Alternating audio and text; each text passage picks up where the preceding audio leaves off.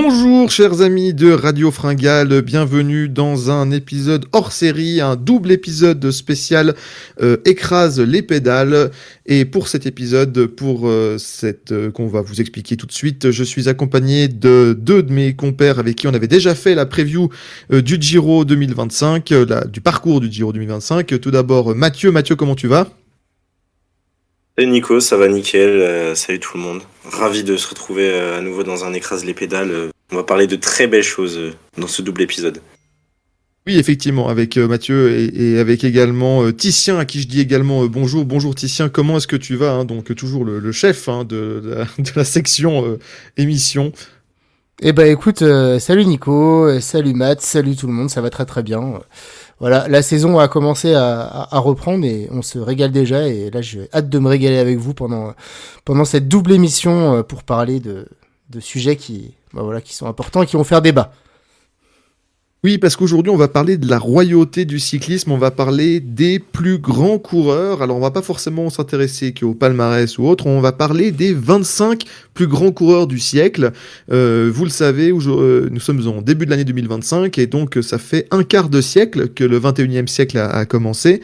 Et donc, comme ça la tradition dans certains autres sports, notamment ça vient de sports américains, mais pas que, on a décidé de faire ce qu'on appelle les 25 greatest, donc les 25 plus grands, plus connus, plus incroyables coureurs depuis le début du siècle, donc un par année, pour savoir et pour faire un truc qui est comparable, parce qu'on aurait très bien pu se lancer dans une somme de 10 émissions et de dire on fait un top 100 all-time, mais c'est tellement compliqué de comparer le cyclisme. Voilà, c'est tellement compliqué de comparer, je sais pas, un Jean Robic à un Alberto Contador on a dit on va comparer ce qui est comparable. Et c'est vrai que par rapport au cyclisme moderne, c'est vrai que le début des années 2000 jusqu'à maintenant, même s'il y a des différences, et on en parlera avec mes camarades ce soir, c'est quelque chose qui est comparable parce que ça reste du cyclisme moderne, avec les oreillettes, la technologie, les vélos en carbone, les chronomètres au centième et donc non plus à la seconde,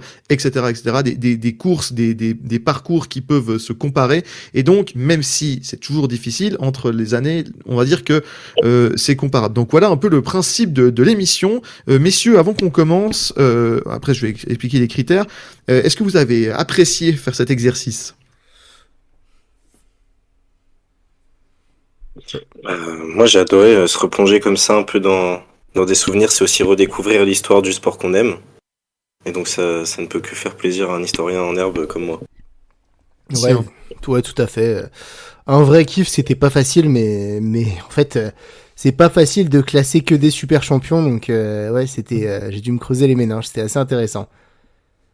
Alors, on va faire cette émission, vous allez voir, on va parler, d'ailleurs, on va faire en deux parties. Vous allez voir en deux parties. Pourquoi ? Parce qu'une émission, il nous faudrait 3 heures, et donc ça fait un peu long pour l'écoute. Donc vous allez avoir cette semaine, ce que vous êtes en train d'écouter, la première partie avec les places 25 à 13, donc les 13 premières places, et puis vous aurez le top 12 du siècle, de ce premier quart de siècle, dans la semaine suivante. Ça vous permettra également de réfléchir. N'hésitez pas à nous proposer, vous également, votre classement, à réfléchir sur les critères. Et justement, il faut des critères. Et c'est ça dont on va parler avant de se lancer avec la première place, la place 25.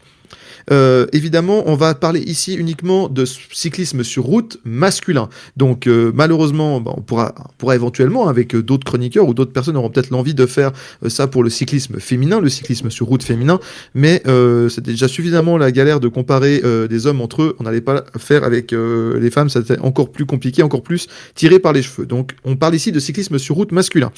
Également, dans les critères, on peut prendre en considération, on va dire, dans ce qu'on aime bien ou dans ce qui nous a marqué, les autres disciplines, hein, par exemple le cyclisme sur piste, le VTT, le cyclocross, etc. D'ailleurs, il y a plusieurs personnes dont on va parler dans ce top 25 qui ont des vrais beaux palmarès, voire des palmarès all-time dans les champions dont on va parler dans ces disciplines. Simplement, pour leur classement, on le prend en compte peut-être dans leur parcours, leur histoire, leur style de course, mais ça ne rentre pas en compte au niveau du palmarès, hein, qu'on prend en compte puisqu'on se contente du palmarès sur route. Alors peut-être ça va avantager certains autres et puis désavantager certains, mais simplement voilà. Et puis au niveau des critères à l'intérieur donc de cette catégorie, cyclisme cyclisme sur route masculin, évidemment, il y a certains coureurs qui vont devoir être exclus. Seront exclus d'office, et en tout cas, on ne les retrouvera pas dans ce classement, des coureurs qui ont été déclassés à la suite de contrôles positifs au dopage. Donc par exemple, si je prends un exemple que tout le monde connaît, même s'il a outrageusement dominé le début des années 2000, pas de Lance Armstrong dans ce top, puisqu'il a été rayé des tabelles. Par contre, pour des coureurs qui ont eu des suspensions comme ça, mais qui ont quand même réussi à faire un beau palmarès derrière et qui n'ont pas été rayés des tabelles, on peut les prendre en compte. Alors après, on va voir ensemble avec mes camarades comment est-ce qu'on le juge. Est-ce que quelque part ça le fait dégringoler, ou alors pas du tout. On a noté qu'il y a eu une suspension pour un tel ou tel produit ou tel manquement à une procédure, un passeport, que sais-je ou autre, mais quelque part ça enlève rien à la qualité incroyable de ce coureur. Donc voilà, vous avez un peu la liste des critères. Puis alors après, au niveau des critères individuels, c'est un peu chacun, hein. Il y a certains qui vont faire passer par exemple les émotions qu'ils ont lors des victoires et des exploits de ces grands champions, qui vont les faire passer tout en haut, ou alors certains vont vraiment regarder le nombre de victoires, les statistiques, le palmarès, et aussi surtout qui tu as battu. Il y a certains qui vont juger la polyvalence, d'autres la domination. Il y a peut-être certains coureurs qui ont été très très très bons sur une très longue période. Il y a peut-être des coureurs qui ont été très dominants mais sur une plus courte période. Et donc voilà, après chacun avec tous ces critères qu'on peut imaginer, le style de course bien évidemment, les équipes dans lesquelles ils ont été, on mixe un peu tout ça et on sort nos 25 greatest cyclistes du siècle. Est-ce que j'ai oublié quelque chose, messieurs, ou ça vous paraît tout bon? Non, bah je vais changer mon classement parce que j'ai mis Ricardo Rico premier, donc avec les, voilà. Mince, je change. Suivi de Floyd Landis. Ouais, tout à fait. Non, mais il est clair que si on devait prendre, forcément, si c'était vraiment un classement genre en mode le dopage n'existe pas, et les problèmes liés au dopage n'existent pas, c'est clair que Lance Armstrong aurait pu être très haut dans ce classement, mais malheureusement, on prend ça en compte. Donc maintenant qu'on est d'accord sur les critères, je vous propose, parce que l'émission va être longue, je vous propose de pas perdre de temps et de commencer directement avec la place 25. Alors la place 25, c'est un peu la place c'est un peu la wild card, c'est-à-dire soit on peut mettre un coureur qui de toute façon aurait été dans les 25 mais que on pouvait pas mettre plus haut, ou alors c'est un peu, on se dit peut-être que c'est peut-être pas le 25e meilleur, peut-être que c'est peut-être le 27, 28, 30, etc. Mais c'était un coup de cœur et donc je l'ai mis là. Titien, je t'offre évidemment en tant que grand patron des émissions Radio Fringale, je te laisse débuter. Qui as-tu en 25e place des meilleurs cyclistes du siècle? Bah, comme tu l'as dit, c'est le coup de cœur, la wildcard, et moi j'ai mis Thibaut Pinot en 25e position. Oui, Thibaut Pinot. Est-ce que je suis seul à avoir fait ça ou pas? Non, pas moi, je l'ai pas. Moi, je l'ai pas mis. Ah, j'ai hésité, mais j'ai pas mis. Je l'ai mis, en fait, non, mais voilà, sportivement, non.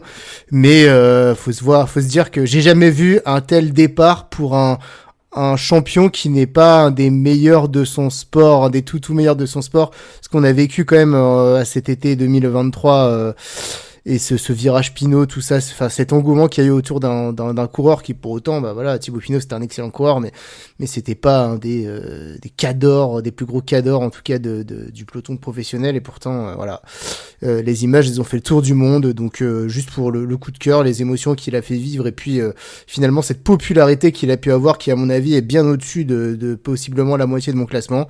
J'ai fait rentrer Thibaut Pinot dans ce top 25 à la 25e place. S'il gagne le Tour de France 2019, c'est une folie. Oui, bah là, oui. C'est une folie. Il n'a pas gagné. Parce que moi, bah non, mais c'est ça qui est horrible. C'est ça pour j'ai pas pu le mettre parce que un podium du Giro aussi, ça change. Ah là là. Je pense que c'est mon plus gros crève-cœur de fan de cyclisme, et pourtant je suis suisse, hein, pas français. Et je pense que c'est mon coureur préféré de tous les temps. En termes de est-ce que j'aurais aimé qu'il gagne? Bah, alors, il y a un Tour de Lombardie, il y a des belles étapes sur le Tour, il y a des belles victoires, mais il a absolument pas le palmarès pour rentrer dans ce classement. Mais quel kiff! C'est mon coureur préféré de l'histoire, et vraiment, je le remercierai jamais. Allez, si j'étais un classement que sur les préférences, j'aurais fait comme toi, je l'aurais mis, mais j'ai essayé de faire primer la raison, malheureusement. Enfin, en tout cas, j'ai essayé. Mais alors, Thibaut Pinot, quel incroyable. Un mot pour terminer sur Thibaut Pinot, Mathieu? Non, bah, je comprends l'aspect et tout. Après, si on prend l'aspect sportif, c'est un what if all-time Thibaut Pinot, parce que il a quand même un monument, ce qui fait qu'il a un palmarès quand même extraordinaire. Il a un podium du Tour de France. Mais c'est un coureur qui m'a tellement fait désespérer dans mon adolescence, j'en pouvais plus. Le Tour de France 2019, ça restera à tout jamais mon plus gros crève-cœur de toute ma vie de suiveur. Il y a aussi le Giro 2018. Il y a beaucoup de choses où Thibaut Pinot, ouais, il mérite sa place émotionnellement dans ce top 25. Je comprends l'idée en tout cas. J'ai failli le faire. Mais merci Titien, je remercie Titien de l'avoir fait, parce que j'ai failli le faire, mais j'ai un autre nom, j'ai un autre coup de cœur à mettre. Alors, en parlant de coup de cœur, cher Mathieu, place 25, pour toi. Moi, au 25e, on part en Allemagne. On part du côté de Marcel Kittel. Euh, en fait, il a une carrière un peu bizarre, Marcel Kittel, parce que elle est très courte, au final, sa carrière, mais il m'a tellement marqué. Il était tellement fort. Il avait une domination qui était tellement incroyable que j'aurais aimé que sa santé mentale ne le lâche pas si tôt dans sa carrière. C'est pour ça aussi que je le rentre en 25e, parce que c'est un coureur qui est très engagé dans le monde du vélo, à la fois sur la santé mentale, mais aussi contre le dopage. Il mène beaucoup d'actions contre ça. Et quand même, en peu de temps de carrière, seulement 8 ans dans un cyclisme moderne où les carrières durent de plus en plus longtemps, il a quand même 89 victoires. J'ai souvenir d'un de série de Tour de France où il écrase tout le monde d'une telle manière que ça soit du côté de ski chez Mano à l'époque où il commence, puis à la fin chez Ethics et Katusha. Enfin, il était vraiment incroyable, Marcel Kittel, un buffle vraiment sur un vélo. Mon seul regret, c'est que il ait jamais été intéressé par les monuments. Il en a fait quoi, 1 ou 2 dans sa carrière. Ça, c'est mon vrai regret. Ah, magnifique, hein, Marcel Kittel, je ne l'ai pas. Je ne l'ai pas, évidemment, ça n'enlève rien à son palmarès. J'ai d'autres sprinteurs, mais je n'ai pas Marcel Kittel. Titien, un mot sur Marcel Kittel avant qu'on passe à la suite de la place 25? J'en parlerai plus tard. Ah, très très bien. Ah bah voilà, bah là c'est un nom sur lequel on n'est pas d'accord parce que moi il était dans mes mentions, mais j'ai pas réussi à le rentrer. Alors moi en place 25, je ne sais pas si vous l'avez, mais je ne pouvais pas. En fait, il était à la lutte avec Thibaut Pinot, je ne pouvais pas faire un top 25 sans le mettre dedans. C'est Andy Schleck. Bah moi je l'ai en 24e position, donc voilà. Ah bah voilà, mais moi Andy Schleck, quand Andy Schleck est à son top, j'ai 20 ans. Et quel coureur, mais quel coureur extraordinaire, mais il est tellement pas clutch. C'est terrible parce qu'au niveau du talent de grimpeur que j'ai vu de ma vie, il est top 10 tous les jours. Il est top 10 grimpeur que j'ai vu, c'est à côté des gars qu'on va citer bien plus haut dans ce classement. Mais le Liège-Bastogne-Liège 2009, c'est une folie. 2010, mais comme il le gagne sur tapis vert, mais il doit jamais le perdre dans la course. Il le gagne sur tapis vert parce que Contador, voilà, on en reparlera, mais il doit jamais le perdre ce Tour de France 2010 et il arrive à le perdre, je sais pas comment il a fait. Et puis tous ces maillots blancs, ces victoires d'étape, etc. Je sais pas justement, vu que tu l'as en 24, Titien, toi, tu l'as mis en 24, je sais pas, tu peux compléter sur Andy Schleck. Ouais, bah c'est un peu l'espoir déchu, hein. Moi aussi, j'ai vu arriver Andy Schleck à 22 ans dessus de Giro 2007, il finit deuxième, il était impressionnant. Et 22 ans pour l'époque, c'était vraiment très très tôt, hein, pour être sur un grand tour. Ouais. Et on n'est pas à l'époque de Pogacar qui gagnait le Tour à 21 ans, donc voilà, faut se dire que c'était vraiment un truc de fou. Non, c'était un mec qui avait une facilité déconcertante. Après, il y avait le physique qui était là, et puis le mental qui était un peu moins là. C'était un mec qui était là 2 mois dans l'année. Il faisait le mois d'avril où il était bon sur les Ardennaises, et puis le mois de juillet où il était là sur le Tour, et puis le reste de l'année, on sent que c'était pas je pense pas que c'était un mec qui était fou de vélo comme peuvent l'être d'autres, donc, mais c'était un mec qui avait un talent énorme. Quand il gagne son Liège, là où il part à 25 km de l'arrivée, personne peut suivre. Enfin voilà, c'est impressionnant. C'est quand même une rivalité qui m'a marqué dans mon enfance face à Alberto Contador. C'était un vrai duel, je me souviens, sur les pentes de la Madeleine en 2010. Voilà, et puis c'est également le mec qui... je crois que la Madeleine c'était 2010, puisque 2009 c'est quand Contador assomme tout à Verbier là. Oui, pardon, 2010, ouais, 2009 c'est le petit Saint-Bernard. Ouais, c'est ça, mais voilà, mais grosso modo, Andy Schleck, c'est même le mec qui était le rival de Contador et qui est venu à le concurrencer, à même être quasi plus fort que lui sur un Tour de France, donc c'était vraiment quelque chose. Mais voilà, courte période de carrière, je pouvais pas ne pas le citer, mais voilà, pas plus haut que 24e, parce que pour moi, ça reste plus un espoir déchu, on va dire, du fait que voilà, il est quand même retombé assez vite, et j'en note, enfin, Andy Schleck, on aurait pu attendre, il a fait une bonne carrière, mais Moi, je m'attendais à une carrière incroyable. C'est un talent qui aurait mérité un palmarès bien plus large que celui qu'il a eu. Mais voilà, surtout pour la rivalité avec Contador qu'il a fait connaître. Je pense que beaucoup de monde aimait et supportait Andy Schleck, donc je l'ai fait rentrer en 24e position. J'ai un souvenir, mais c'est très rapide comme anecdote, mais sa première année professionnelle, c'est 2005. C'est la dernière année de la période Armstrong. C'est avant qu'il prenne sa première retraite. Et il est sur une course de préparation Armstrong en avril, et c'est la première année d'Andy Schleck, et il a 20 ans. Hein. Et à un moment donné, Armstrong décide de se barrer parce que c'est une course secondaire. Hein. Schleck, il fait ses gammes. Et à l'époque, je crois qu'il doit rouler soit pour son frère, qui était déjà un peu leader, ou alors pour Sastre ou un gars comme ça. Et Armstrong attaque, et c'était sur un Tour de Californie ou un truc comme ça. Course de préparation de printemps. Et c'est Schleck qui va chercher. Et quand tu vois à 20 ans, Armstrong l'a dit dans ses mémoires d'ailleurs, il dit quand je vois ce gamin de 20 ans venir me chercher et tenir le rythme alors que c'est parmi ses premières courses à ce niveau professionnel, il s'est dit qu'il avait quelque chose, d'incroyable. D'ailleurs, voilà, il sera d'ailleurs champion quelques semaines plus tard, il sera d'ailleurs champion pour la première fois du Luxembourg du contre-la-montre chez les grands. Donc voilà, évidemment pour Andy Schleck. Du coup, 24e place, mon Mathieu, puisque le 24e chez Titien, c'est Andy Schleck. Le 24e chez toi, Mathieu. Julien Lafilippe, 24e. Alors, Julien Lafilippe. Ah ouais. Je me dis qu'il a pas grand chose à faire dedans, mais je suis obligé de le. Non. En fait, je savais pas le classer. T'as pas le droit. Julien Lafilippe, je savais pas le classer. En fait, il y a des versions de mon top où il était 12e, et après il redescendait. Il était plus dans le top. Mais en fait, Julien Lafilippe, là où les moments où je me disais qu'il serait beaucoup plus haut, c'est la carrière qu'il aurait dû avoir s'il avait pas eu toutes ces blessures et tous ces instants floppers où il a célébré trop tôt sur la ligne. Parce que le coup de l'Amstel, j'ai pas oublié. Le Milan-San Remo, j'ai pas oublié. Liège. Et le Liège-Bastogne-Liège, j'ai pas oublié non plus.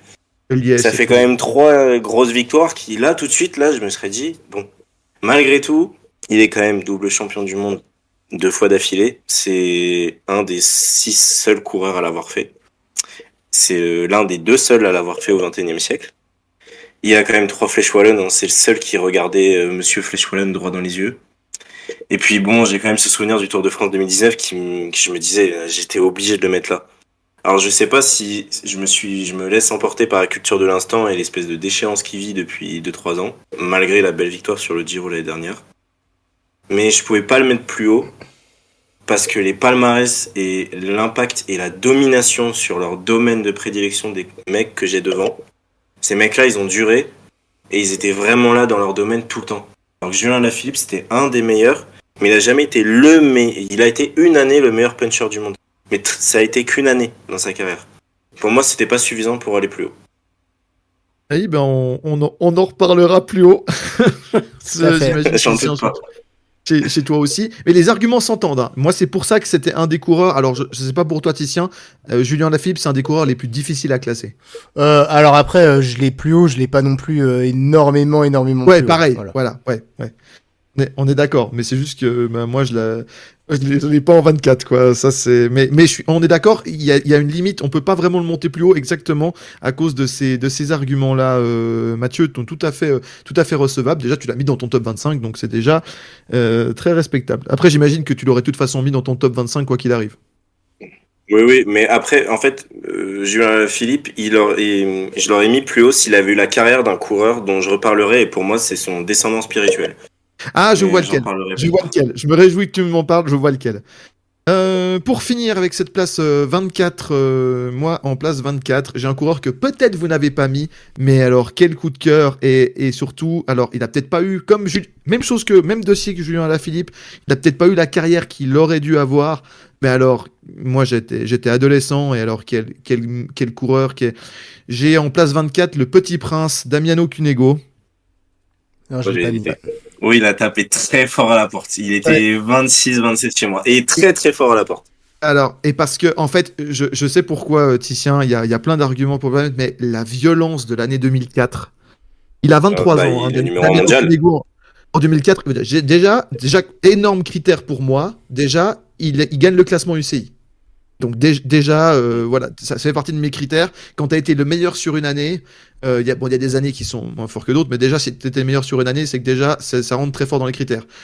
L'année 2000, je vous fais juste l'année 2004, c'est quasiment un de mes seuls arguments parce qu'il a 3 tours de Lombardie, donc ça c'est pas mal, hein, et donc c'était un des gars qui avait les plus belles victoires, les plus beaux palmarès sur Tour de Lombardie avant qu'un certain Tadej Pogačar, dont on reparlera beaucoup plus tard dans ce classement, viennent casser tout ça, et c'est en cours. Mais l'année 2004, il gagne le Tour du Trentin en gagnant 2 étapes, il gagne le Tour des Apennins, il gagne le Grand Prix de l'industrie de l'artisanat de l'Arciano, il gagne le Tour d'Italie en remportant 4 étapes, soit de puncher, soit de montagne, il gagne le Memorial Marco Pantani, il gagne les Due Giorgi de Marchigiana il gagne tous les grands prix, les machins. Il gagne le Tour de Lombardie. Il gagne l'épreuve scratch du Memorial de Fabio Casartelli. Il est deuxième du Vélo d'Or. Enfin, c'est une folie.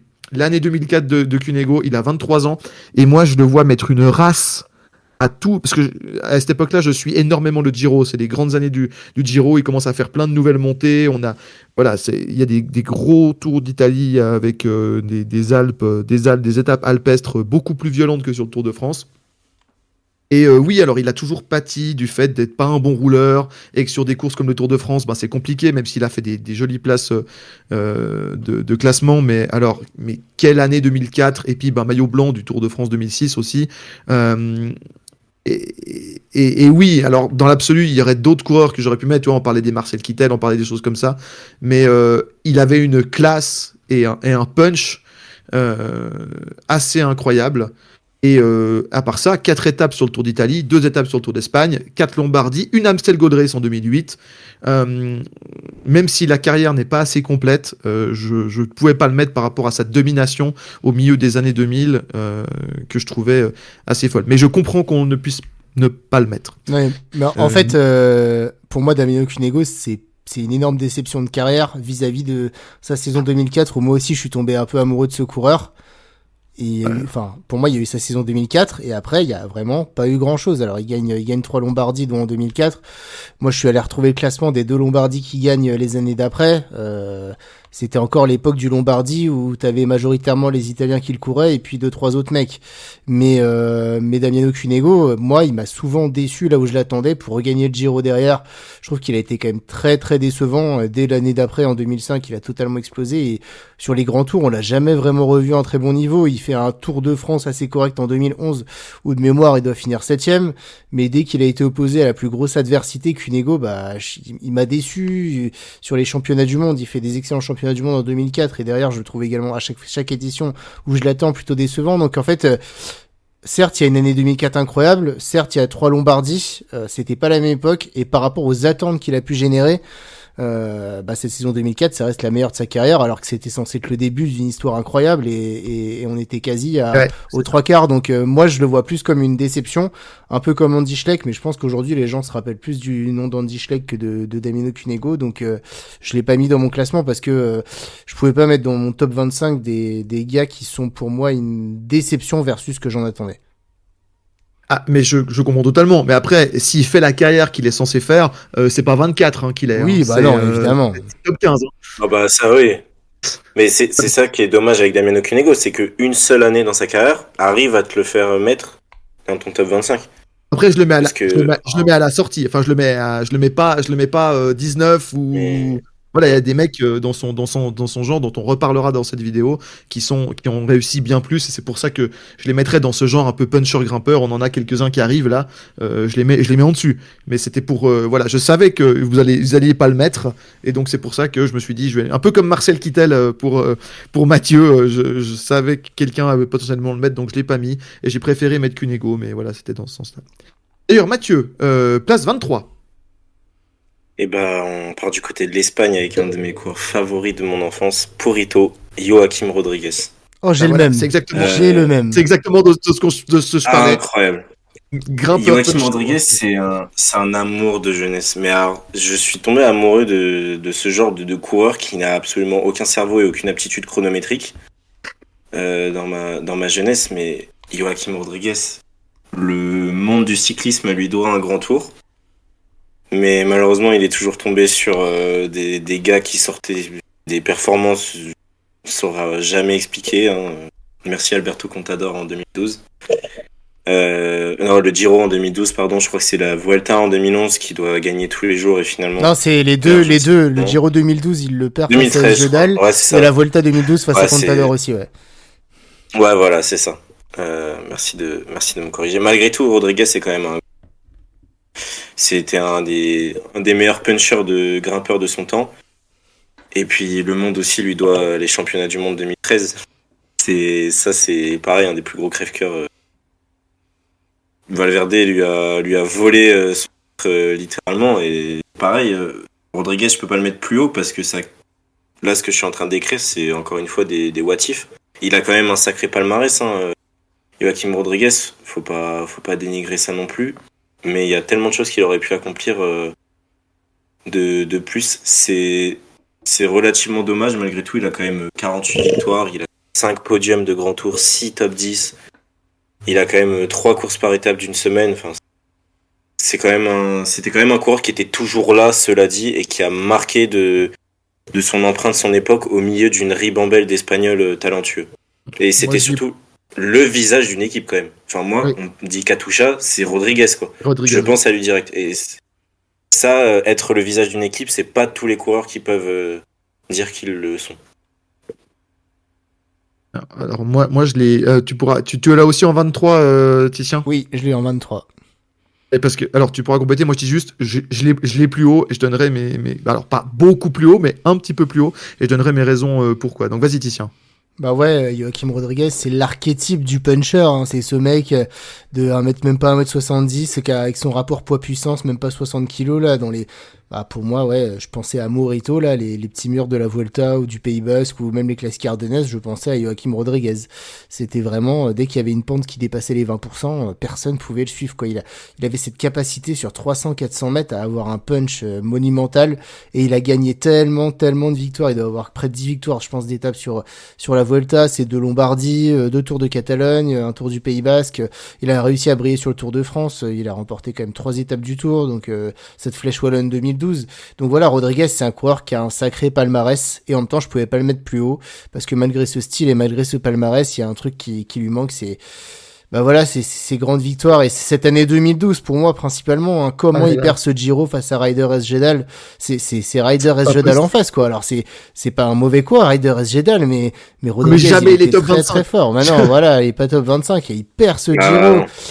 Rodriguez, il était tellement fort en 2012, et bis repetita, il va sur une Vuelta où il est intenable et il résiste à toutes les attaques de Contador, il le crucifie à chaque arrivée au sommet, et bon bah sur un coup de génie d'Alberto Contador, tout s'effondre, et Joaquim Rodriguez, ça restera finalement pour moi, malgré tout, ce coureur qui, sur les très très grandes courses que sont les grands tours, que sont le championnat du monde ou Liège-Bastogne-Liège, bah voilà, qui a été abonné à la place de 2, à la place de 3, et qui aura jamais réussi, qui aurait été proche de concrétiser, mais que ce soit des Contador, des Valverde ou autres, il se sera toujours fait un petit peu crucifier par des grands coureurs, ce qui fait qu'à la fin, il y a quand même ces 2 Lombardie, voilà, qui sont quand même deux très beaux monuments qu'il a gagné avec son punch, mais j'ai cette impression qu'il est passé à côté de grandes choses qu'il aurait fait rentrer, à mon avis, minimum dans le top 15 du classement, et qu'il l'a pas fait, donc j'ai pas pu le mettre plus haut.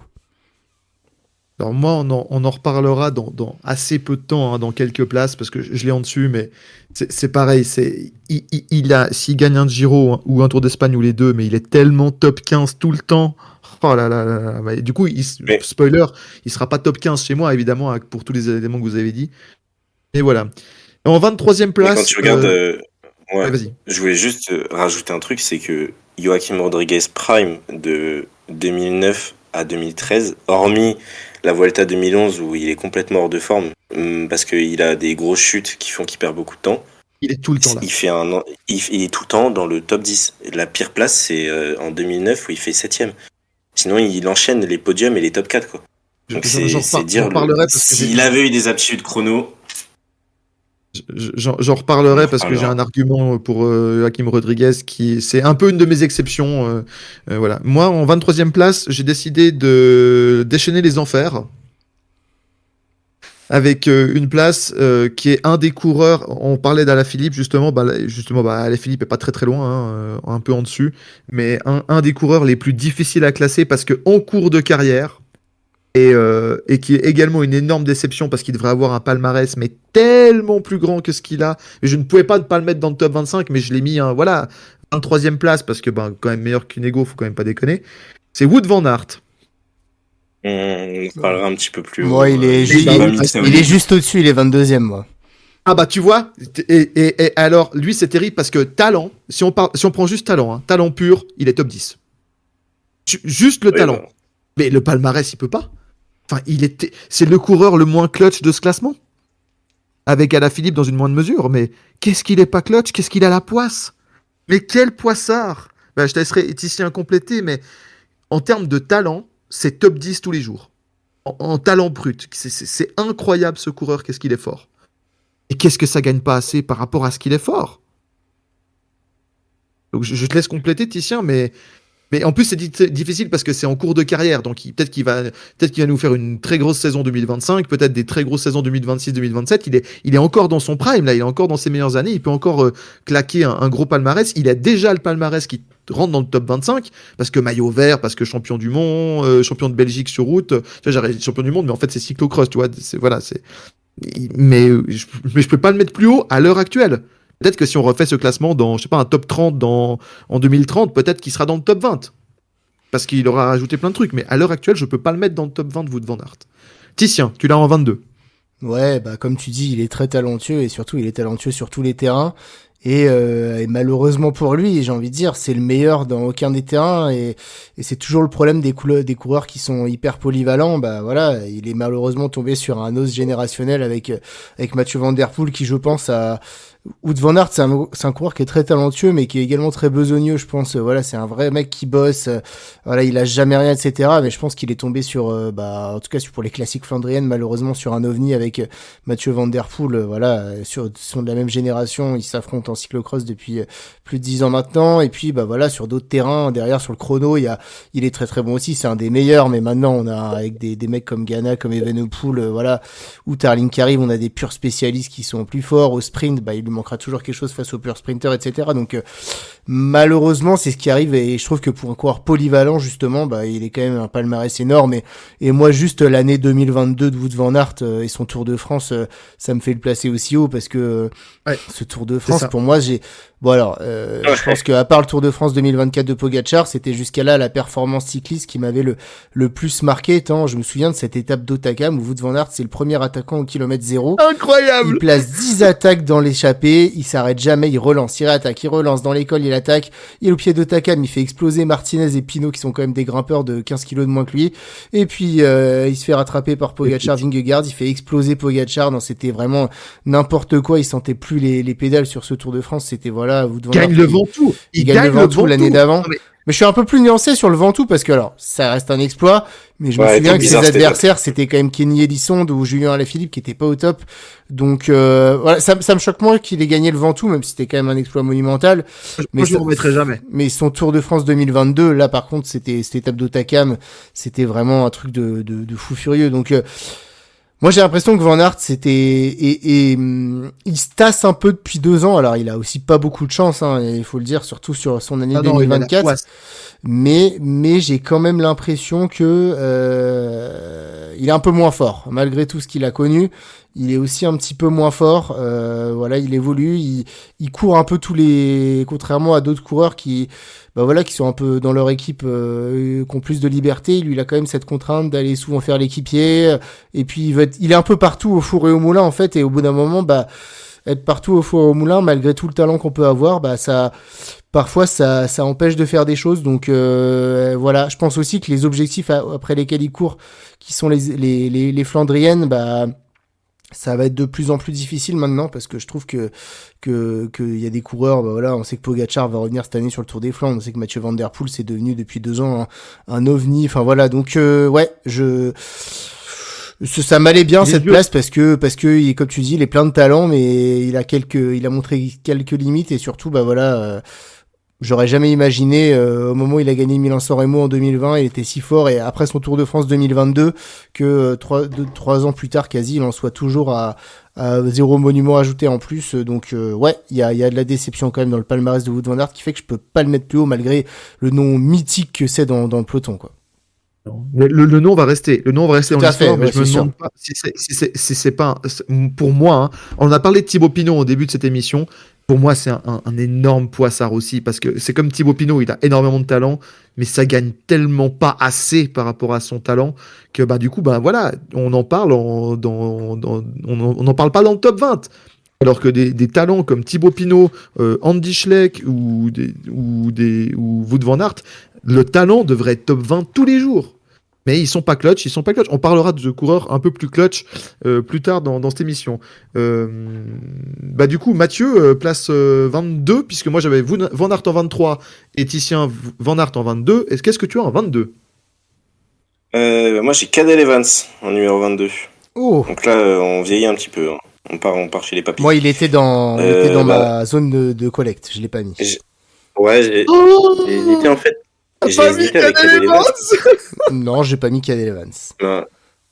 Mais il a quand même, en fait, il a pas beaucoup de victoires en carrière, mais c'était un peu un ovni en fait, Cadel Evans quand on se rappelle bien, parce que c'est- ce coureur-là, j'ai jamais vraiment réussi à le définir. C'est un des premiers coureurs de classement général qui est plus spécialisé dans le chrono à l'origine qu'en grimpette, ce qui va lui valoir tout de suite ses premières révélations. Mais Cadel Evans, je peux pas le mettre plus haut parce que pareil, il a tellement pas été clutch dans la fin des années 2000. Il fait 2 fois deuxième du Tour. Dans la même période, il est 2 fois troisième des autres gros tours. Où son dernier podium, c'est en 2013. Malgré tout, il remporte un super Tour de France en 2011, ce qui fait toujours de lui le plus vieux vainqueur du Tour à l'heure actuelle. C'était un rouleur énorme, même voire hors norme. Il était excellent en fait, surtout sur les courses par étapes d'une semaine. Mais il a jamais été le meilleur. Mais il avait une intelligence de course, par contre, qui était hors norme. Ah Et c'est ouais. ça que ça lui a fait gagner des très grandes victoires, comme son Tour de France 2011, comme son championnat du monde. La même année d'ailleurs, il remporte l'étape légendaire dont on avait parlé sur le Giro des Chemins Blancs. Il remporte une flèche wallonne aussi.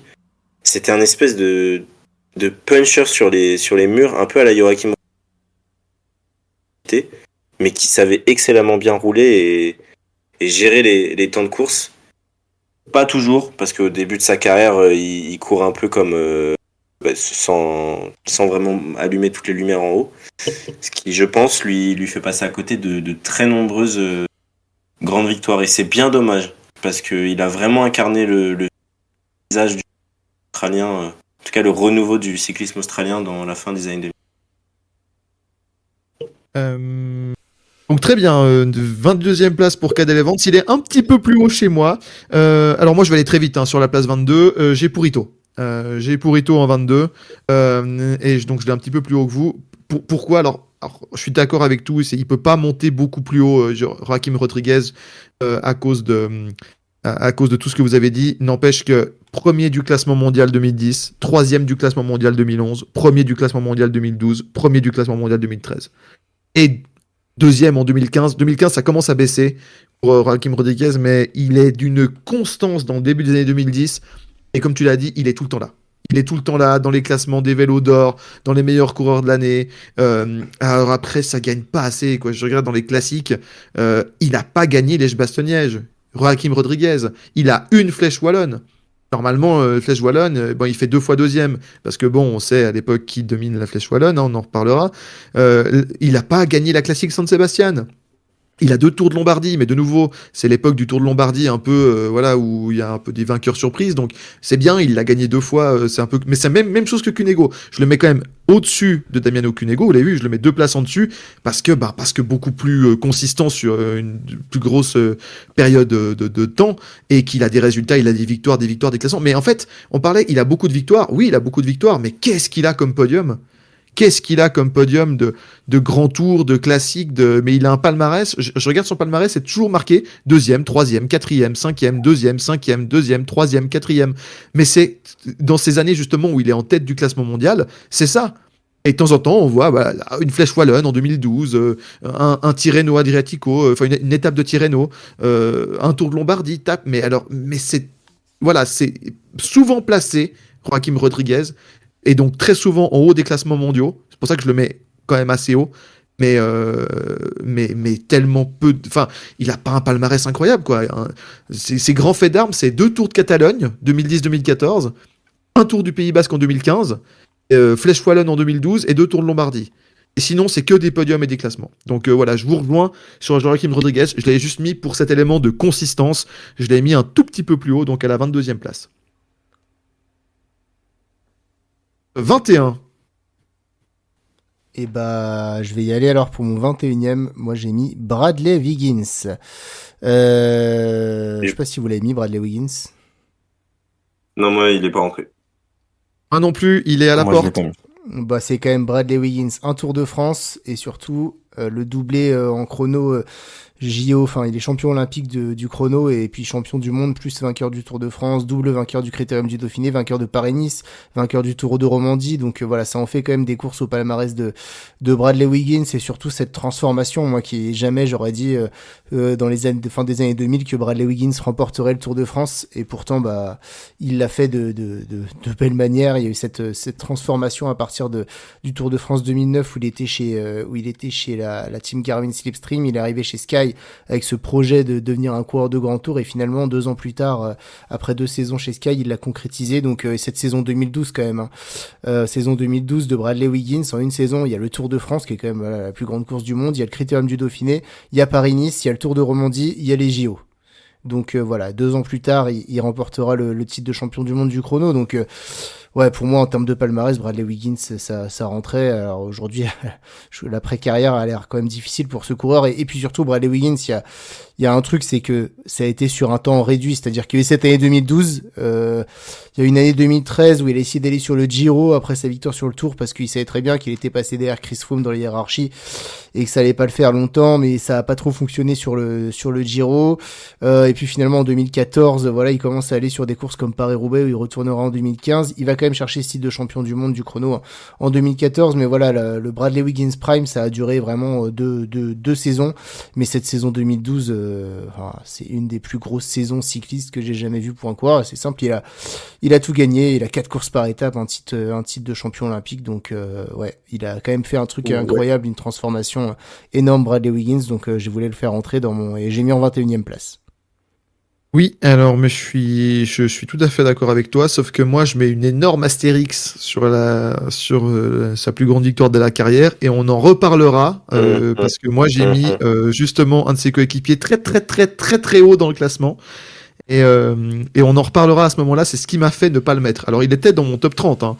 Wiggins, il était dans mes places 25 à 30, mais c'est malheureusement pas pour toutes les raisons que tu as citées, et pour moi, même si je respecte, hein, bravo, il a gagné ce Tour de France 2012, moi, la manière dont il gagne le Tour de France 2012, j'ai un énorme problème avec, et on en reparlera.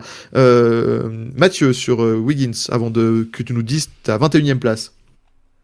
Et le même argument que toi sur le Tour de France 2012, je dirais pas non plus que c'est une vaste blague, mais c'est pas le plus fort. C'est même pas le plus fort de son équipe.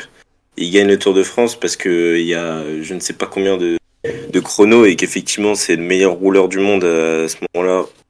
C'est sûr. Ou dans les trois meilleurs en tout cas. Donc oui, il peut dire merci à ça. Mais à la Tour de France 2012, il se fait tracter par quelqu'un quand même dont on va reparler un petit peu plus tard. Et moi, ouais, me gêne beaucoup. Alors oui, il a gagné un Paris-Nice. Enfin, il fait un triplé Paris-Nice Critérium Romandie. Plus, il gagne le chrono des JO de Londres. Bon, après, l'histoire des JO de Londres 2012, elle est quand même sacrément bizarre. Donc, mais moi, j'ai un problème avec Bradley Wiggins, c'est que je peux pas le mettre. Il doit être 32e dans mon top, mais oui, il y a cette année 2012 fabuleux.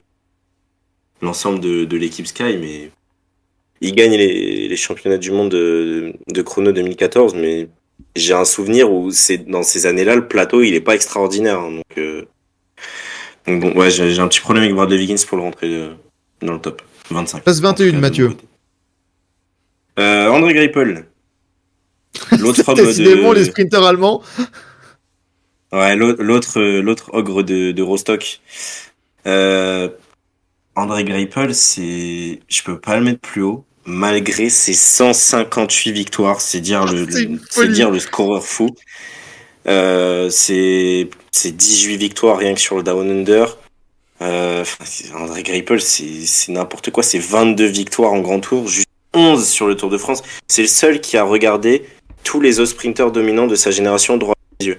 Donc j'en ai déjà parlé d'un, Kittel. Il y en a un autre dont on reparlera, je pense, beaucoup plus haut. Mais c'est le seul qui l'a regardé dans les yeux. Et André Greipel, c'est fou parce que son début de carrière, il est poisson pilote de Mark Cavendish. Donc c'est dire le train de sprint de zinzin que la HTC Columbia se permettait d'avoir. Malgré tout, pourquoi je peux pas le mettre plus haut? Parce que il a certes ce record, c'est le seul à avoir fait ça, de victoire d'étape sur 12 grands tours consécutifs. C'est le seul à l'avoir fait, de 2008 à 2017. Il est maillot vert d'un Tour d'Espagne, mais il a jamais réussi à gratter le maillot vert d'un Tour de France, à cause d'une certaine personne. Mais il a jamais, hormis, en fait, il a beaucoup de victoires d'étape, mais il a pas de maillot distinctif. Il a pas ce truc-là. Il a une année, je pense, 2014 ou voire 2015, où là on se dit c'est le meilleur sprinter du monde. Mais c'est tout. À chaque fois, on se disait c'était le deuxième meilleur sprinter du monde, et il a jamais réussi à coche. Et c'est pour ça que je peux pas le mettre plus haut. Malgré tout, son extrême longévité, malgré l'horrible fin de carrière à l'Arkea et Israël, il a quand même une longévité de carrière qui est extraordinaire. 158 victoires, c'est le troisième meilleur scoreur de tout le siècle. Donc c'est très très solide. Donc voilà pour Monsieur Greipel. Est-ce que tu l'as, Titien? Non, je l'ai pas. Alors, je t'avoue que nous, on avait fait un écrase les pédales top 10 des sprinters. Je pense que je l'avais même pas mis dans les 6-7 premiers, donc ça aurait été dur de le rentrer dans le top 25. En fait, alors, Greipel, le nombre de victoires est impressionnant. Pour autant, j'ai un problème, comme il a jamais été dominant. Il a parfois battu des gars comme Cavendish et Kittel, mais dans l'ensemble dès qu'il était aligné face à eux, je l'ai trouvé toujours inférieur. Et moi j'ai mis que des mecs au maximum des mecs dominants, et forcément je pouvais pas mettre énormément de sprinters dans ce top 10, donc je l'aurais peut-être plus mis autour de la 30e place André Greipel que dû par son nombre de victoires ouais, voilà, il m'a pas assez marqué en termes de domination des meilleurs au sprint pour le mettre dans le top 25. Et je suis d'accord, je l'ai pas non plus, et moi c'est pour une raison. Alors je comprends les arguments qui sont tout à fait recevables, et c'est vrai que le score de nombre de victoires est impressionnant. On dira jamais qu'il a pas gagné, hein. Il a beaucoup gagné, Greipel. Moi, il y a deux choses. Déjà, c'est le type de victoire. Oui, c'est bien de gagner sur le Tour de Turquie ou le Tour de Down Under, mais et puis il me fait pas dire ce qu'il avait pas dit. Il a gagné sur les 3 grands tours, voilà. Mais il y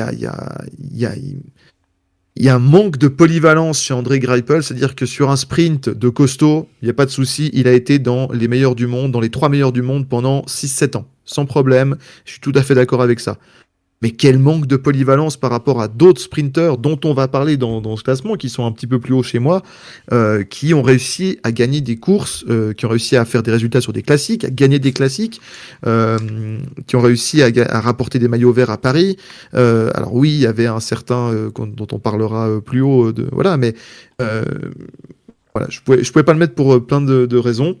Donc 21, on avait chez deux. Moi, je vais terminer la place 21, comme ça on va pouvoir rentrer dans le top 20. Moi, la place 21, c'est Cadel Evans, dont on vient de parler. Je ne pouvais pas ne pas le mettre, Cadel Evans. Alors, je le mets à la porte du top 20. Je le mets à la porte du top 20 parce qu'il a été très consistant. Il a été dans les meilleurs coureurs du monde. D'ailleurs, numéro 1 mondial en 2007.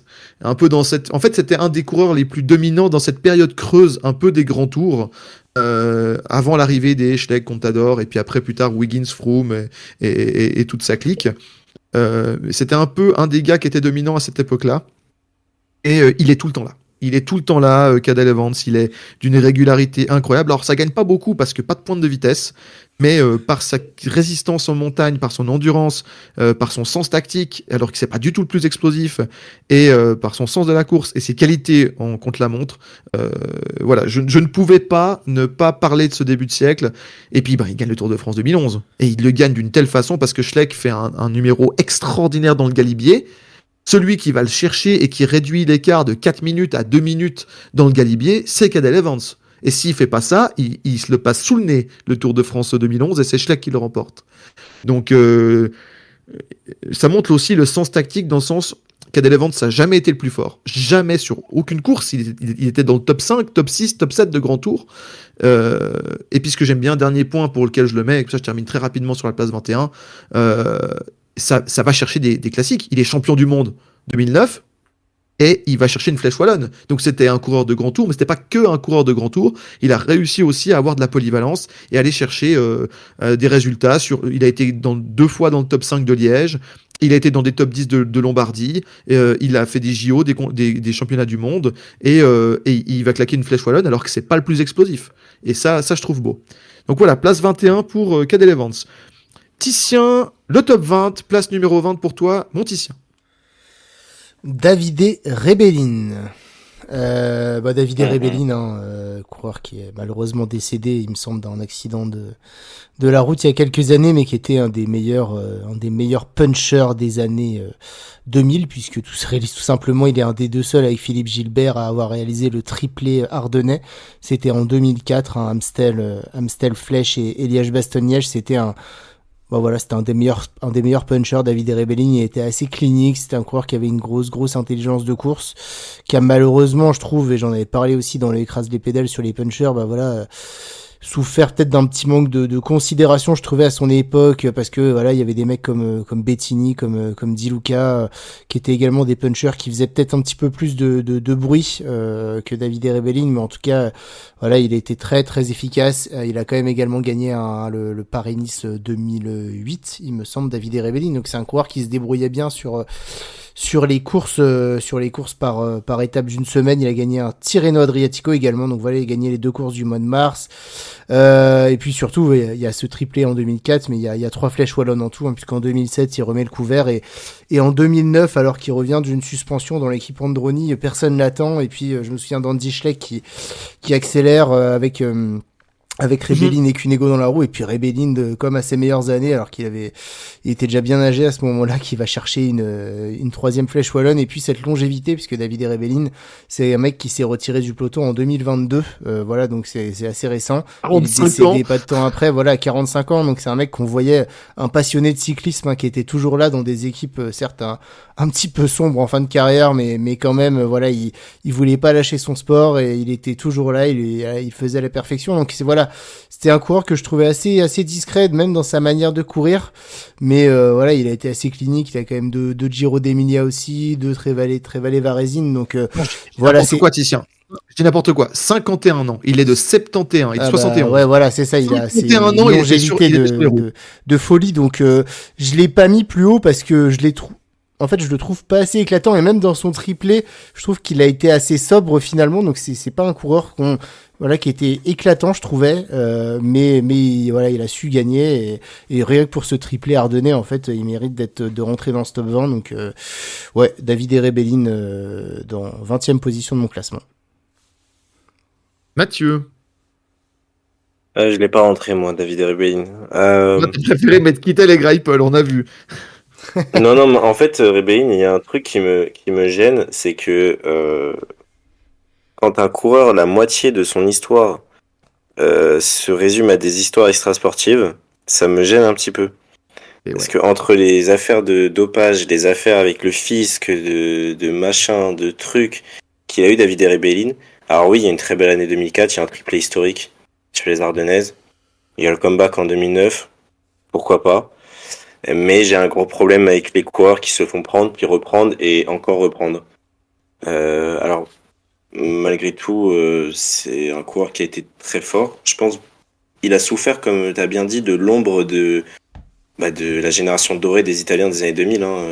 Les Bartoli, les Benatti, les Di Luca, les Bettini, et les Cunego aussi. Je pense qu'il a beaucoup souffert de ça, mais je pouvais pas l'entrer dans mon top 25 à cause de toutes ces histoires extrasportives. Non, en termes de palmarès pur, je pense qu'il aurait été à peu près dans ces là. Alors, moi, je ne l'ai pas rentré, et pourtant, j'ai bien suivi sa carrière pour cette raison-là que tu viens de dire, Mathieu, mais également pour une autre raison toute bête, c'est que au début de notre classement, donc en 2000, il a 29 ans. Hein. Et donc, il y a déjà une bonne partie de sa carrière. Mais il n'a pas de palmarès à ce moment-là encore. Hein. Ah, il a la classique San Sebastian, il a le championnat de Zurich. Oui, c'est vrai, mais tout son gros palmarès s'est fait après. Il a des top 5 sur Milan-San Remo, sur le Tour de Lombardie. Il a des victoires sur. Alors, c'est pas son plus beau palmarès, mais il a gagné le Tour. Il gagne plein de petites courses. Il gagne le Tour du Haut-Var, le Tour de Vénétie, le Tour méditerranéen. Il gagne des étapes au Tour de Suisse. Il est là, quoi. Enfin, il est encore un peu lieutenant, on va dire. Voilà, il est leader que sur les autres courses parce que, comme tu l'as dit, il est coéquipier pour ces grands leaders, notamment dans les équipes italiennes. Mais pour moi, c'est vraiment un coureur qui est à cheval. Mais effectivement, non. Grand coureur et surtout la longévité. Je pense que le gars qui a le plus de longévité dans tout le classement et dans tout le cyclisme moderne, paix à son âme, Davide Rebellin. Place 20, Mathieu. Numéro 20, moi j'ai mis Nairo Quintana. Pareil, il a souffert aussi, hein, comme David Rebellin, hein, des histoires extrasportives très récentes qui l'ont entouré autour du tramadol. Malgré tout, Nairo Quintana, c'était impossible que je ne le mette pas dans ce classement. Enfin, il a quand même un Giro, il a un Tour d'Espagne, il a 2 Tirreno, un Tour de Catalogne, Tour du Pays Basque, Tour de Romandie, il est 2 fois deuxième du Tour. C'est le seul qui, à l'époque, essayait au moins à l'époque de titiller Christopher Froome. Je me souviens de l'envoler dans les Alpes où, bon, ce tour-là, il va quand même le finir à 1 minute 38 de Chris Froome, mais c'était un coureur qui apportait un espèce de panache. C'était vraiment le renouveau du coureur à la colombienne qui existait dans les années 80-90. Il était tellement fort en montagne, mais en termes de grimpeur pur, c'est un des 5 meilleurs du siècle. Il y a pas, enfin, en montagne, il était tellement fort. Tu lui mettais ne serait-ce qu'une pente à minimum 9%, mais c'était un truc de fou. Et puis il y a la Quintana Rule, c'est un col de plus de 2000 mètres. C'est pour lui, genre c'est lui. C'est tellement Et ça. Moi j'aurais aimé malgré tout qu'il fasse plus d'autres grands tours que s'axer dans une guerre contre Chris Froome, parce que je pense que sur les tours annexes comme le Tour d'Espagne et le Tour d'Italie, il aurait absolument tout ravagé. C'était vraiment pour lui. L'autre regret que j'ai, c'est que je pense que sur une classique comme le Lombardia, il aurait vraiment pu s'y exercer. La preuve, il avait fait 2-3 top 10, un top 10 pour sûr. Mais bon, au final, Quintana, c'est 2 podiums du Tour et jamais de victoire face à Chris Froome. C'était pas un énorme gagneur non plus, mais c'était incroyable de voir Nairo Quintana arriver. J'ai le souvenir de sa toute première saison vraiment à haut niveau avec la Movistar sur le Critérium du Dauphiné où il s'impose à Morzine devant Cadel Evans d'ailleurs. Vraiment, Quintana, il m'a marqué. C'était un coureur magnifique à voir et j'aurais aimé vraiment sincèrement le mettre plus haut s'il n'y avait pas eu les histoires dernièrement. Mais bon, je crois que c'est l'histoire de la Movistar malheureusement, donc voilà pour Monsieur Quintana. Très bien. Et ben moi, en 20e place, je vais peut-être parler d'un coureur. Alors peut-être que vous l'avez, peut-être que vous l'avez pas. Je pense que certains ne l'ont pas, vu les différents classements, mais c'est l'un de mes coureurs préférés. Et c'est l'un de mes coureurs de mon enfance. Enfin, de mon adolescence plutôt. Et qui avait une classe. Je vais vous parler du gentleman du peloton. Alessandro Petacchi. En 20e. Il est beaucoup plus haut chez moi. Ah bah ouais, il est plus haut. Ça me fait plaisir. Il est beaucoup plus haut. Ah bah ça me fait plaisir, et on en reparlera. Moi je l'ai mis à cette 20e place, je ne pouvais pas le sortir de mon top 20. Et en même temps, je l'adore, hein, je l'adore Petacchi, mais justement c'est comme avec certains d'autres coureurs, même si c'est l'un de mes coureurs préférés, tellement c'est un exemple et un coureur beau à voir, mais mine de rien, il y a des grandes années, il y a de la domination, mais ça reste du sprinter pur. Ça reste un coureur moi, je le mets dans le top 20 pour une raison vraiment qui pour moi est est incroyable, c'est que bon, il a gagné Milan-San Remo, ça a très bien, 2005, mais surtout il ramène les 3 classements du meilleur sprinter des 3 grands tours, et ça pour moi c'est top 20 de tous les jours parce que ça montre la consistance du gars. Après, par rapport à d'autres grands sprinters que je vais mettre un petit peu devant lui, c'est moins complet. Malheureusement pour Alessandro, c'est moins complet. Et moi, j'ai bien suivi sa carrière en direct, peut-être par rapport à... Vu que j'ai à peu près 10 ans de plus que Mathieu, je l'ai vraiment suivi en direct, sa carrière, l'entièreté de sa carrière, en tout cas toutes les grandes courses. Et moi, je pouvais le dire, c'était vraiment un crève-cœur.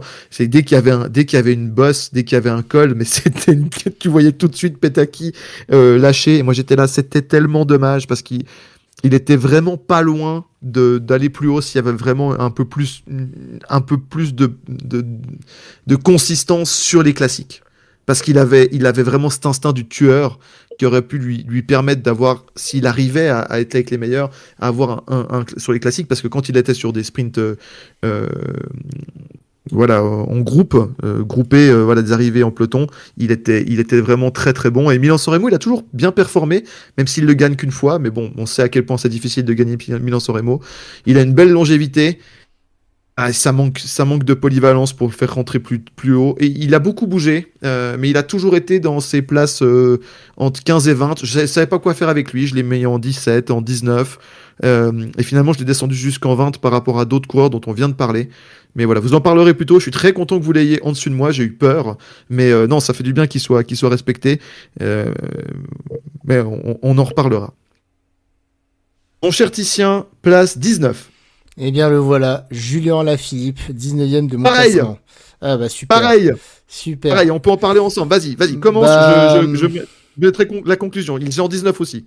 Bah, ce que je retiens de Julien Alaphilippe, c'est ces 2 titres de champion du monde qui le hissent jusqu'à cette place-là, mine de rien, et deux titres de champion du monde d'affilée. C'est pas rien. Ça a été pour moi pendant 2 ans, pendant 3 ans, le meilleur puncher du monde, prenant la relève d'Alejandro Valverde. Vraiment, il a un jump que j'ai rarement vu, voire jamais chez un coureur à son prime, Alaphilippe 2020-2021. C'est vraiment, ouais, c'est quelque chose. 2019 aussi, son attaque à Épernay sur le Tour de France. Enfin, tu sens qu'il y a un différentiel de vitesse en 100 mètres. Tu vois, je me souviens, il y avait Egan Bernal dans sa roue qui est complètement planté. Enfin, non, vraiment, c'est un des plus beaux punchers que j'ai vu en action sur 100 mètres. Vraiment, j'aurais aimé le voir, tu vois, dans les années 2010 face à Joaquim Rodriguez Prime, ce que ça aurait pu donner sur des petits Muritos, parce que franchement, ouais, Julien Lafilippe, c'est quelque chose de fou. Et puis en étant français, forcément, bah, c'est le coureur qui nous a fait vibrer. Pour moi, c'est le meilleur coureur français du siècle. Je pense qu'on est à peu près tous d'accord là-dessus. Hein, donc, ouais, il a porté dans le classement. Hein. Pardon ? C'est le seul dans le top 25 de français. Moi, j'ai personne dessus. Oui. Non, mais j'ai personne dessus. Non, mais tu peux. Le seul moyen, c'est de faire rentrer un Pinot ou un Bardet en coup de cœur parce qu'il a fait des podiums et tout. Mais sinon, c'est le seul qui a un palmarès qui rentre dans le top 25. Ouais, tout à fait. Donc, il a porté le cyclisme français et on a quand même eu un Français grâce à lui, champion du monde 2 années de suite, meilleur puncher du monde, etc. Donc, c'est un truc de fou, Julien Alaphilippe. Vraiment, c'est 3 flèches wallonnes. Enfin, voilà, moi, j'ai encore celle de 2021 en tête. Ouais, c'est 2021 où t'as Roglic qui était pourtant très très fort, qui attaque à 400 mètres du sommet, et Alaphilippe est loin et pourtant à peine dans les 150 derniers mètres, il revient sur Roglic, il le dépose et il va gagner en patron. C'est cette flèche wallonne. Donc vraiment, j'ai des magnifiques souvenirs de Julien Alaphilippe. Après, j'ai également beaucoup de regrets. Alors le Tour de France 2019, c'en est pas un parce que je pense qu'il a maximisé son potentiel et que dans tous les cas, il aurait pas pu gagner parce que c'était pas un grimpeur. Mais moi, mes regrets, c'est comment Julien Alaphilippe, mais je l'ai déjà dit quand on a fait les croises les pédales sur les Français, Julien Alaphilippe aujourd'hui, il a pas gagné Liège-Bastogne-Liège, et ça c'est un truc de fou. Ça c'est dingue. Ça c'est une dinguerie. Quand moi je repense à Julien Alaphilippe 2015, c'est arrivé sous la pluie à Liège-Bastogne-Liège où ils sont un groupe d'une dizaine. Ouais, deuxième derrière Valverde. Tu te dis mais à ce moment-là, putain, il a 23 ans, il va faire un truc, c'est sûr qu'il le gagnera un jour quoi. Et en fait non, il l'a jamais gagné, j'ai envie de dire un petit peu par sa faute, hein, parce que cette arrivée de 2020, franchement, il manœuvre n'importe comment, il gêne Mark Hirschi, dans tous les cas il aurait été déclassé, et puis ensuite qu'est-ce que ça veut dire de se relever à 50 mètres de la ligne en levant les bras? Il a complètement lâché prise ce jour-là, alors que je pense que c'était probablement le plus fort de la course. Il était dans une période phare, il venait d'avoir son titre de champion du monde, il était survolté à la Philippe très très fort. Ce jour-là il aurait dû gagner Liège-Bastogne-Liège, et malheureusement c'est passé à côté. Ouais, il y a eu quelques occasions manquées pour Julien Alaphilippe comme ça, mais ouais, ne pas avoir Liège pour moi c'est quand même vraiment un vrai regret, et ça le descend forcément dans ce classement, même s'il y a un monument avec Milan-San Remo. Donc ouais, il manque de consistance par rapport à d'autres coureurs qui sont plus hauts, qui ont beaucoup plus gagné, même si à la Philippe Prime c'était quand même un truc de fou. Je pense qu'on le reverra pas, mais merci à la Philippe d'avoir porté le cyclisme français au 21e siècle et de l'avoir amené très très haut, parce que ce qu'il a fait c'était quand même incroyable. Oui, et moi je finirai par compléter en disant, on le voit arriver en 2015-2016, il fait des sacrés bons résultats. En 2015-2016, il est dans la course pour être le deuxième meilleur puncher du monde derrière Valverde. Et moi je vois et je me dis, ah c'est lui le successeur. C'est lui le successeur de Valverde. Et quand je vois l'écart qu'il y a dans le classement du top 25 entre Alaphilippe qu'on met 24, 19 par là, et où on va mettre Valverde, quel regret. Et puis surtout, il y a sa blessure en 2017. 2017, il fait deuxième du Lombardie et Milan-San Remo, mais il fait une bonne partie de la saison blessé et ça le coupe dans son élan. Mais la période 2018-2021 d'Alaphilippe, c'est incroyable. J'ai rarement... Déjà, on oublie, mais les maillots à poids et les prix de la combativité sur Tour de France. Déjà, ça, c'est pour un coureur de son... Enfin voilà, il ramène le maillot de meilleur grimpeur du Tour de France alors que c'est pas un grimpeur à la base. Et là, je me dis, c'est bon, il va nous faire un truc à la Valverde, son Tour de France 2019, mais c'est incroyable ce Tour de France. Bon, Pinot doit le gagner tous les jours, malheureusement, Pinot il se blesse. Mais comme il s'arrache alors qu'il est pas programmé pour être maillot jaune, enfin pour être maillot jaune en haute montagne, il est pas programmé et il s'arrache. Mais quel guerrier! Et très content de l'avoir dans l'équipe Tudor cette année. Je pense qu'il peut faire des bons résultats avec Mark Hirschi. Est-ce qu'il va de nouveau être à son prime? Non, malheureusement, trop blessé. Mais je pense qu'il peut encore vraiment. Il a que 32 ans. Je pense qu'il peut encore gagner pas mal de choses dans les 2-3 prochaines années avant de vraiment descendre. Et alors, quel rêve. Alaphilippe 2019, c'est au niveau du punch, j'ai rarement vu ça. Et pourtant, j'ai 30 années de cyclisme, on a parlé des Rebellines, on va parler plus tard d'autres punchers, on a parlé des Purito. J'ai rarement vu un puncher, un coureur aussi explosif et aussi cool, aussi fun à avoir roulé que Alaphilippe. Merci Alaphilippe, c'est des émotions incroyables. Même, et moi je dis ça alors que je suis pas français. Et quand on voit ce coureur-là, même si on est de n'importe quelle nationalité, je pense qu'on peut être de n'importe quelle nationalité et juste on aime en le vélo, être fan de Julien Alaphilippe. Mathieu, place 19. Moi je vais faire court parce que vous en avez déjà parlé, mais Wout van Aert, je l'ai mis Tu le là rentres du dans coup. le top 20. Ouais, Wout van Aert, je le rentre dans le top 20 quand même parce que le Tour de France 2022, c'est une des plus grandes performances de toute l'histoire du cyclisme. T'en as très bien parlé, Titien, mais c'est quoi ce gars quoi? Enfin, sur Otakam, c'est n'importe quoi. Je me souviens mot pour mot du commentaire des commentateurs qui disent le maillot vert du Tour de France lâche le maillot blanc.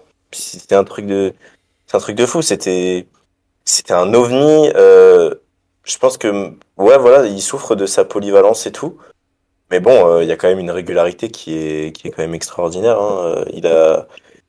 Enfin, depuis 2020, il a que des top 10 de monuments. Et même encore mieux, depuis 2022, il est toujours dans le top 4.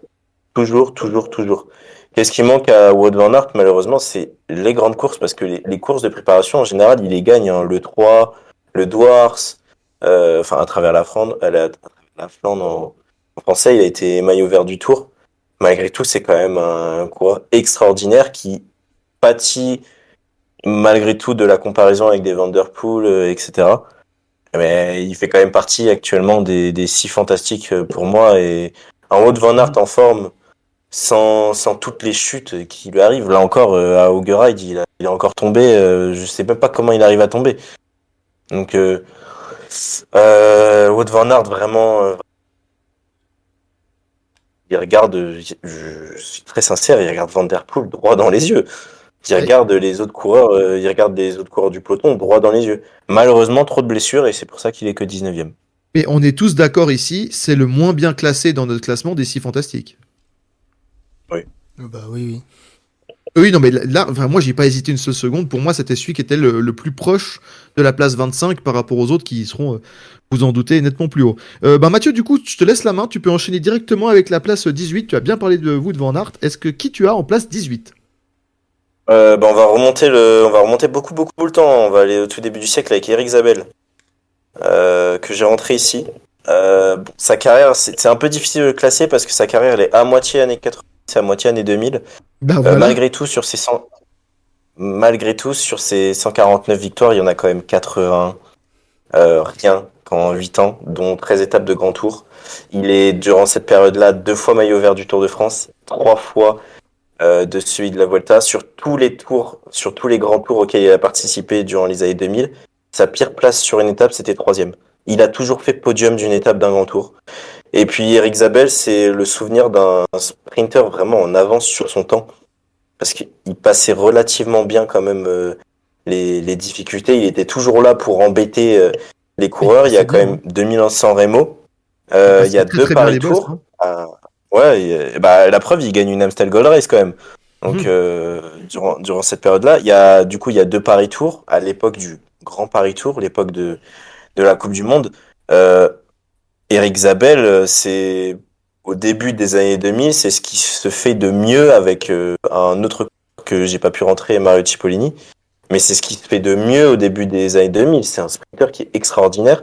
C'est lui aussi le visage de la Team Télécom, de la Team Mobile, ce maillot rose Adidas qui a marqué, je pense, une bonne grosse génération.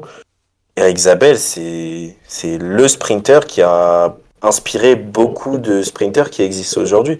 Pour moi, les sprinters modernes qui passent aussi bien les bosses, c'est les descendants spirituels d'Eric Zabel, les Jonathan Milan, les coureurs comme ça, les Jasper Philipsen, c'est du Eric Zabel tout craché. Donc voilà. Christian, Eric Zabel.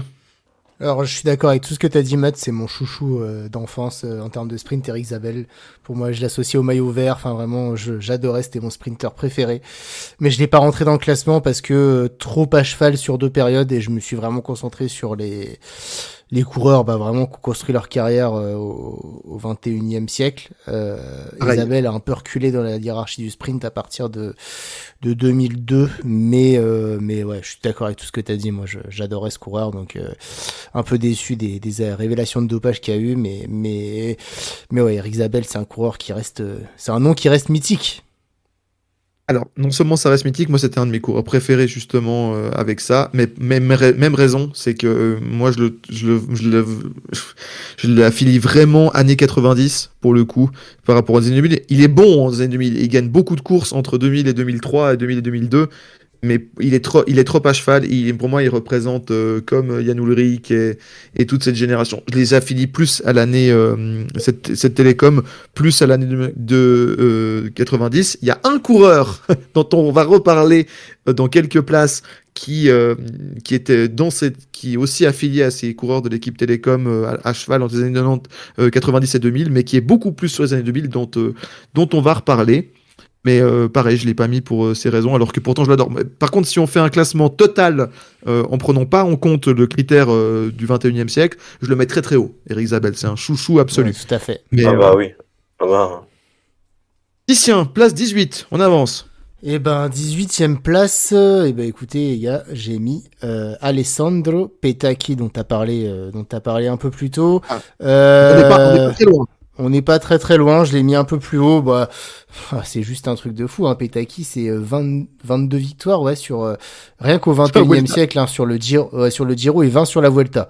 Et tout ça, c'est au même siècle. C'est 6 victoires également sur le Tour de France, donc 4 sur le Tour de France 2003, un Milan-San Remo, un Paris Tour, des étapes voitues en voilà de partout. Donc c'était vraiment, c'est un des tout meilleurs. Je crois que dans le top 10 qu'on a fait, écrase les pédales là, des sprinters, j'ai dû le mettre deuxième ou 3e du siècle. Donc ouais, c'était un des meilleurs sprinters de sa génération. C'était vraiment un mec dominant. Il a dominé toute l'époque des années 2000 quand justement les Cipollini et Zabel, qui étaient à cheval entre deux générations, ont commencé à baisser pavillon. T'avais des sprinters comme McEwen, etc., qui ont essayé de prendre la place, mais celui qui a vraiment tout dominé, c'est Alessandro Petacchi, qui était juste trop fort, à une pointe de vitesse démentielle. Donc juste parce qu'il a été dominant, c'est le sprinter dominant des années 2000, il y a un nombre de victoires incroyable. Donc voilà, ça l'a amené à la 18e place de mon classement. J'ai pas plus à dire que ce que tu avais dit tout à l'heure. Je vais terminer rapidement avec la place 18 puisque j'ai Nairo Quintana à la place 18 dont Mathieu avait très bien parlé. Pareil, un fan incroyable du coureur, et moi je le mets haut, je le mets à la place. Il était justement entre ses places 17 et 22, et je l'ai mis finalement 18 pour un aspect, c'est l'aspect culturel, c'est-à-dire que c'est vraiment le renouveau du cyclisme sud-américain. Aujourd'hui, il y a les Carapaz, les Bernal, les mecs comme ça, etc. Parce que Quintana est quand même vraiment, pour le coup, bien en fin de carrière, voire quasiment hors du circuit, en tout cas principal. Il y a eu les révélations, les problèmes de déclassement et tout. C'est pour ça que ça le fait reculer un petit peu. Mais quel renouveau, quelle mascotte. Ça a été le coureur préféré de toute l'Amérique, de tout un continent. Qui est quand même l'un des continents derrière l'Europe, l'un des continents majeurs du cyclisme sur route. C'est même quand Bernal avait gagné a gagné le Tour de France en 2019, le premier Colombien à gagner un Tour de France, le coureur le plus populaire, et dans les années qui ont suivi, ça restait Nairo Quintana. Et pour une bonne raison, avec un palmarès incroyable. Ces années 2014 à 2016, elles sont folles. Une domination dans les montées rarement vues, et donc je rejoins Mathieu, je le mets un peu plus haut que Mathieu, mais Nairo Quintana faisait le top 20 tous les jours chez moi. Je savais pas trop où le mettre, entre 17 20, voilà, il était à la lutte avec Alaphilippe, avec Petacchi, avec ce genre de gars où je disais j'aurais tellement aimé qu'il fasse encore mieux pour justement me le mettre dans le top 15, voire carrément dans le top 12. Mais voilà, quel grimpeur Nairo Quintana. Titien, place 17. C'est à Mathieu, je crois, non? Oui, mais on change parce que Mathieu avait déjà commencé avant, c'est pour ça. Là, vu que tu avais parlé d'un coureur dont on avait déjà parlé. Ah, ok, je pensais que tu n'avais pas dit ton 18 Matt encore. Et bah alors du coup, je vais aller sur mon 17. Et bah mon 17, c'est encore un sprinter. J'ai mis Marcel Kittel en 17e position. Moi, il est très haut sur mon... Voilà, je l'ai mis ici. Non, parce que Mathieu avait mis Isabelle en 18. Hein. Ah oui, pardon. Non, mais du coup, moi, en 17, je mets Marcel Kittel. Ah bah tu restes dans les sprinters allemands. Voilà, alors, je reste dans les sprinters. Très haut. Ouais, mais alors Marcel Kittel, pour moi, c'est le meilleur sprint. Alors, en termes de pointe de vitesse pure, c'est le meilleur sprinter de tous les temps. Il était plus fort que Cavendish Prime à l'époque de Cavendish. J'ai encore ce sprint pour moi qui a été sûrement le sprint le plus relevé que j'ai jamais vu en 2013 sur les Champs-Élysées. Les trois sur la même ligne, Marcel Kittel, André Greipel et Mark Cavendish, les trois à leur prime. Et Marcel Kittel leur a mis une demi-roue. Derrière, ils ont rien pu faire. Marcel Kittel, c'est très simple. Hein, sa carrière, elle a été très courte. En 3 ans sur le Tour de France, il a 14 victoires. Je pense que là, à notre époque, il y a que Pogacar qui peut se targuer de rivaliser avec ça. 14 victoires en 3 ans sur le Tour de France, c'est en 4 ans, pardon. Il y a la 4e étape de 2016. Oh, pardon, effectivement. Non, mais Marcel Kittel, c'était un monstre. C'était un monstre du sprint. Aujourd'hui, pour moi, tu mets Cipollini, Petacchi, Greipel, McEwen, Cavendish, Kittel, tous à leur prime sur une ligne droite pour un sprint de 300 mètres. Je suis sûr qu'ils gagnent. C'était trop fort. Marcel Kittel, avec cette technique dans les sprints je reste en 15e position, là, et puis je démarre de loin, qu'il avait, quand il avait plus son train, là, en 2017, à la Quick Step, il faisait ça, là. Il en a remporté des victoires comme ça. Enfin, il était juste trop fort. Pour moi, c'était un monstre, Marcel Kittel. Alors, il a pas eu une carrière à la hauteur de ce qu'il aurait pu avoir, parce que voilà, il y a eu des petits problèmes perso également. Donc, ça a été sur un temps très restreint, mais Kittel a dominé son sujet. Et puis surtout, pour moi, à une époque où Mark Cavendish était également très très fort, bah, il était plus fort que Mark Cavendish en one-to-one, alors que pour moi, Mark Cavendish, c'est le meilleur sprinter de tous les temps, on en reparlera plus tard. Donc, ouais, Marcel Kittel, juste pour sa puissance sur les sprints, sa pointe de vue. C'est vraiment le sprinter qui m'a le plus impressionné que j'ai jamais vu, donc je voulais le mettre pur sprinter, voilà, en termes de pointe de vitesse, j'ai jamais vu pour moi, il a jamais eu d'égal, donc ouais, j'assume de le mettre aussi haut dans mon classement en 17e place. D'accord, donc toi, tu as vraiment pris l'aspect domination par rapport à j'ai pris l'aspect tout la simplement longévité et le palmarès. dans l'histoire du vélo, pour moi, c'est le plus rapide. D'accord, oui, parce qu'on est bien d'accord, il n'y a aucune classique, il n'y a aucun maillot vert. Il n'y a aucune classique, mais juste la... Voilà, il y a une jurisprudence maillot vert quand même. Oui, bah, il y a une chute, hein, et pas de maillot vert, donc dans l'histoire, il restera un mec qui n'a pas eu le maillot vert. Voilà, c'est juste pour ça, parce que moi, Marcel Kittel, je l'avais en 26. Donc voilà, après c'était Cunego, Schleck, les coups de cœur, etc. Mais oui, non, alors, domination incroyable. Mais moi, c'est donc mais c'est un argument justement cette domination sur quelques années là dans le sprint pur où effectivement c'était le meilleur. Je peux comprendre. Place 17, Mathieu, on est toujours en 17 là. Ben, on reste aussi dans les sprinters et on reste dans les années 2000. J'ai mis Robbie McEwen en 17. Alors. Pourquoi je le mets devant Eric Zabel? Parce que lui, pour le coup, il a une carrière qui est plus quand même sur les années 2000, même nettement plus. Robbie McEwen, c'est quand même 92 victoires au XXIe siècle. Sa toute première victoire sur un grand tour, c'est sur le Tour de France 2000, sur les Champs-Élysées. Excusez du peu. Il est quand même 3 fois maillot vert du Tour de France. Il y a 23 étapes de grand tour, dont 11 rien que sur le Tour de France. Malgré tout, Robbie McEwen, pourquoi je peux pas le mettre plus haut? Et non, 99. C'est un gros regret de ça. 99, la 20e étape du Tour de France. Ok, bon, petite erreur de... C'est pas grave, hein, je vois en 2000, je me souviens, j'étais traumatisé, c'était Stefano Zanini qui avait gagné le sprint. Justement, pareil. Ouais. Je l'avais, donc, non, c'est la première victoire d'Armstrong, et c'est McEwen qui remporte effectivement devant Zabel, sprint sur les champs. Ok, bon, ça défausse un petit peu mon argument sur ça. Mais malgré tout, McEwen, le regret qu'il y a, c'est que c'est quand même monsieur abandon, quoi. Enfin, il finit même pas la moitié de tous les grands tours auxquels il a participé. Il n'y a pas beaucoup de perfs sur les monuments, alors que je pense qu'à Milan-San Remo, ça lui aurait convenu. La preuve, la seule année où il est à peu près dans le coup, il est quatrième. Il a été extrêmement dominant dans les années 2000, mais c'était pas non plus le meilleur, c'était forcément le plus rapide. Mais il me fait penser à ce que Caleb Ewan aurait dû être, ou un Dylan Groenewegen. Sauf que lui, il avait l'intelligence pour toujours se faufiler, il arrivait toujours à pour aller chercher ses victoires. C'était pas forcément le plus rapide, mais c'était toujours le plus intelligent, et il avait toujours un petit truc hyper explosif dans les 50 derniers mètres pour aller sur la ligne la victoire, et c'est pour ça que je mets devant, parce que McEwen, c'était trop fort dans les années 2000, et c'était trop intelligent, quoi. Fallait toujours se méfier de lui, et puis en plus il avait le don pour un peu à la Sagan, pour aller dans des échappées sur des étapes où il avait rien à faire dedans, pour aller gratter des points pour les maillots distinctifs. Voilà, il a quand même je peux même plus haut parce qu'il a une polyvalence qui n'a pas été suffisamment exploitée. Mais quel coureur quand même, Robbie McEwen. Franchement, c'était très solide.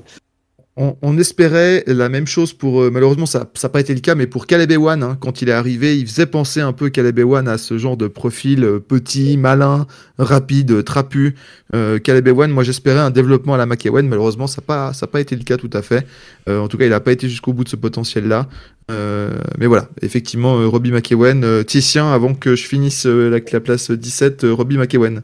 Non, mais coureur iconique, hein, pour moi, l'archétype du petit sprinter qui se faufilait, qui avait une pointe de vitesse énorme également, donc rien de plus à dire, mais je l'aimais moyennement parce que c'est lui qui a quand même commencé à dominer Eric Zabel avant que Petaki arrive et à mettre fin au règne de l'Allemand un peu en 2002. En 2002 où ils sont au coude à coude et il lui chope le maillot vert à la dernière étape, donc mais c'était un super coureur McEwen. Je l'ai pas fait rentrer dans mon classement, mais ouais, il est assez iconique, j'ai envie de dire, dans sa manière de préparer les sprints.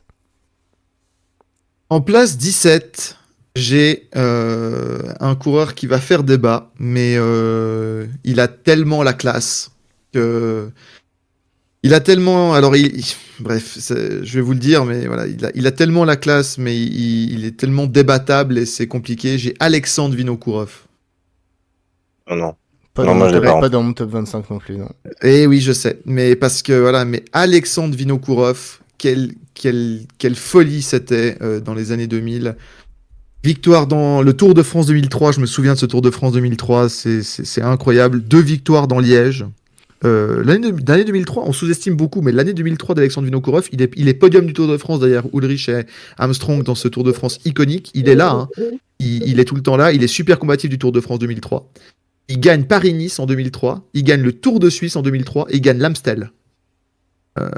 Donc déjà, voilà, pleinement dans les années 2000. Il remporte un grand tour, ça j'aime bien aussi, le Tour d'Espagne 2006. Alors c'est pas la plus grosse opposition, mais il le remporte, il est là.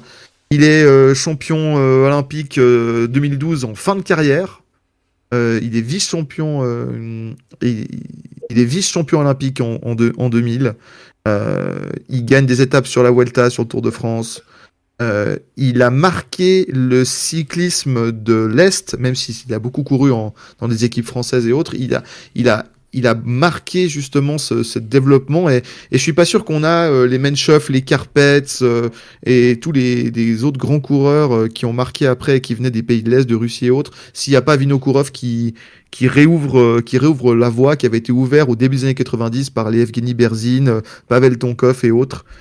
Et quelle influence. Mais voilà, je peux comprendre qu'on le mette pas. Moi, c'est ma dernière, on va dire, wildcard, un coureur un peu en dehors. Mais j'ai voulu lui faire une place, Alexandre Vinokourov, parce que qu'est-ce que c'était sympa à voir courir un attaquant dans l'âme et un coureur extrêmement complet. Voilà, qui pour le coup a un peu plus gagné que voilà. Et bref.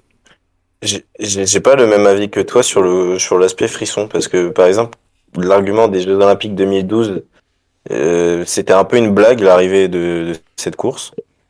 Et puis il a un côté, je trouve, qui a toujours été très vicieux. Un de mes premiers souvenirs, le Liège-Bastogne-Liège 2010, qui est une édition pas franchement mémorable.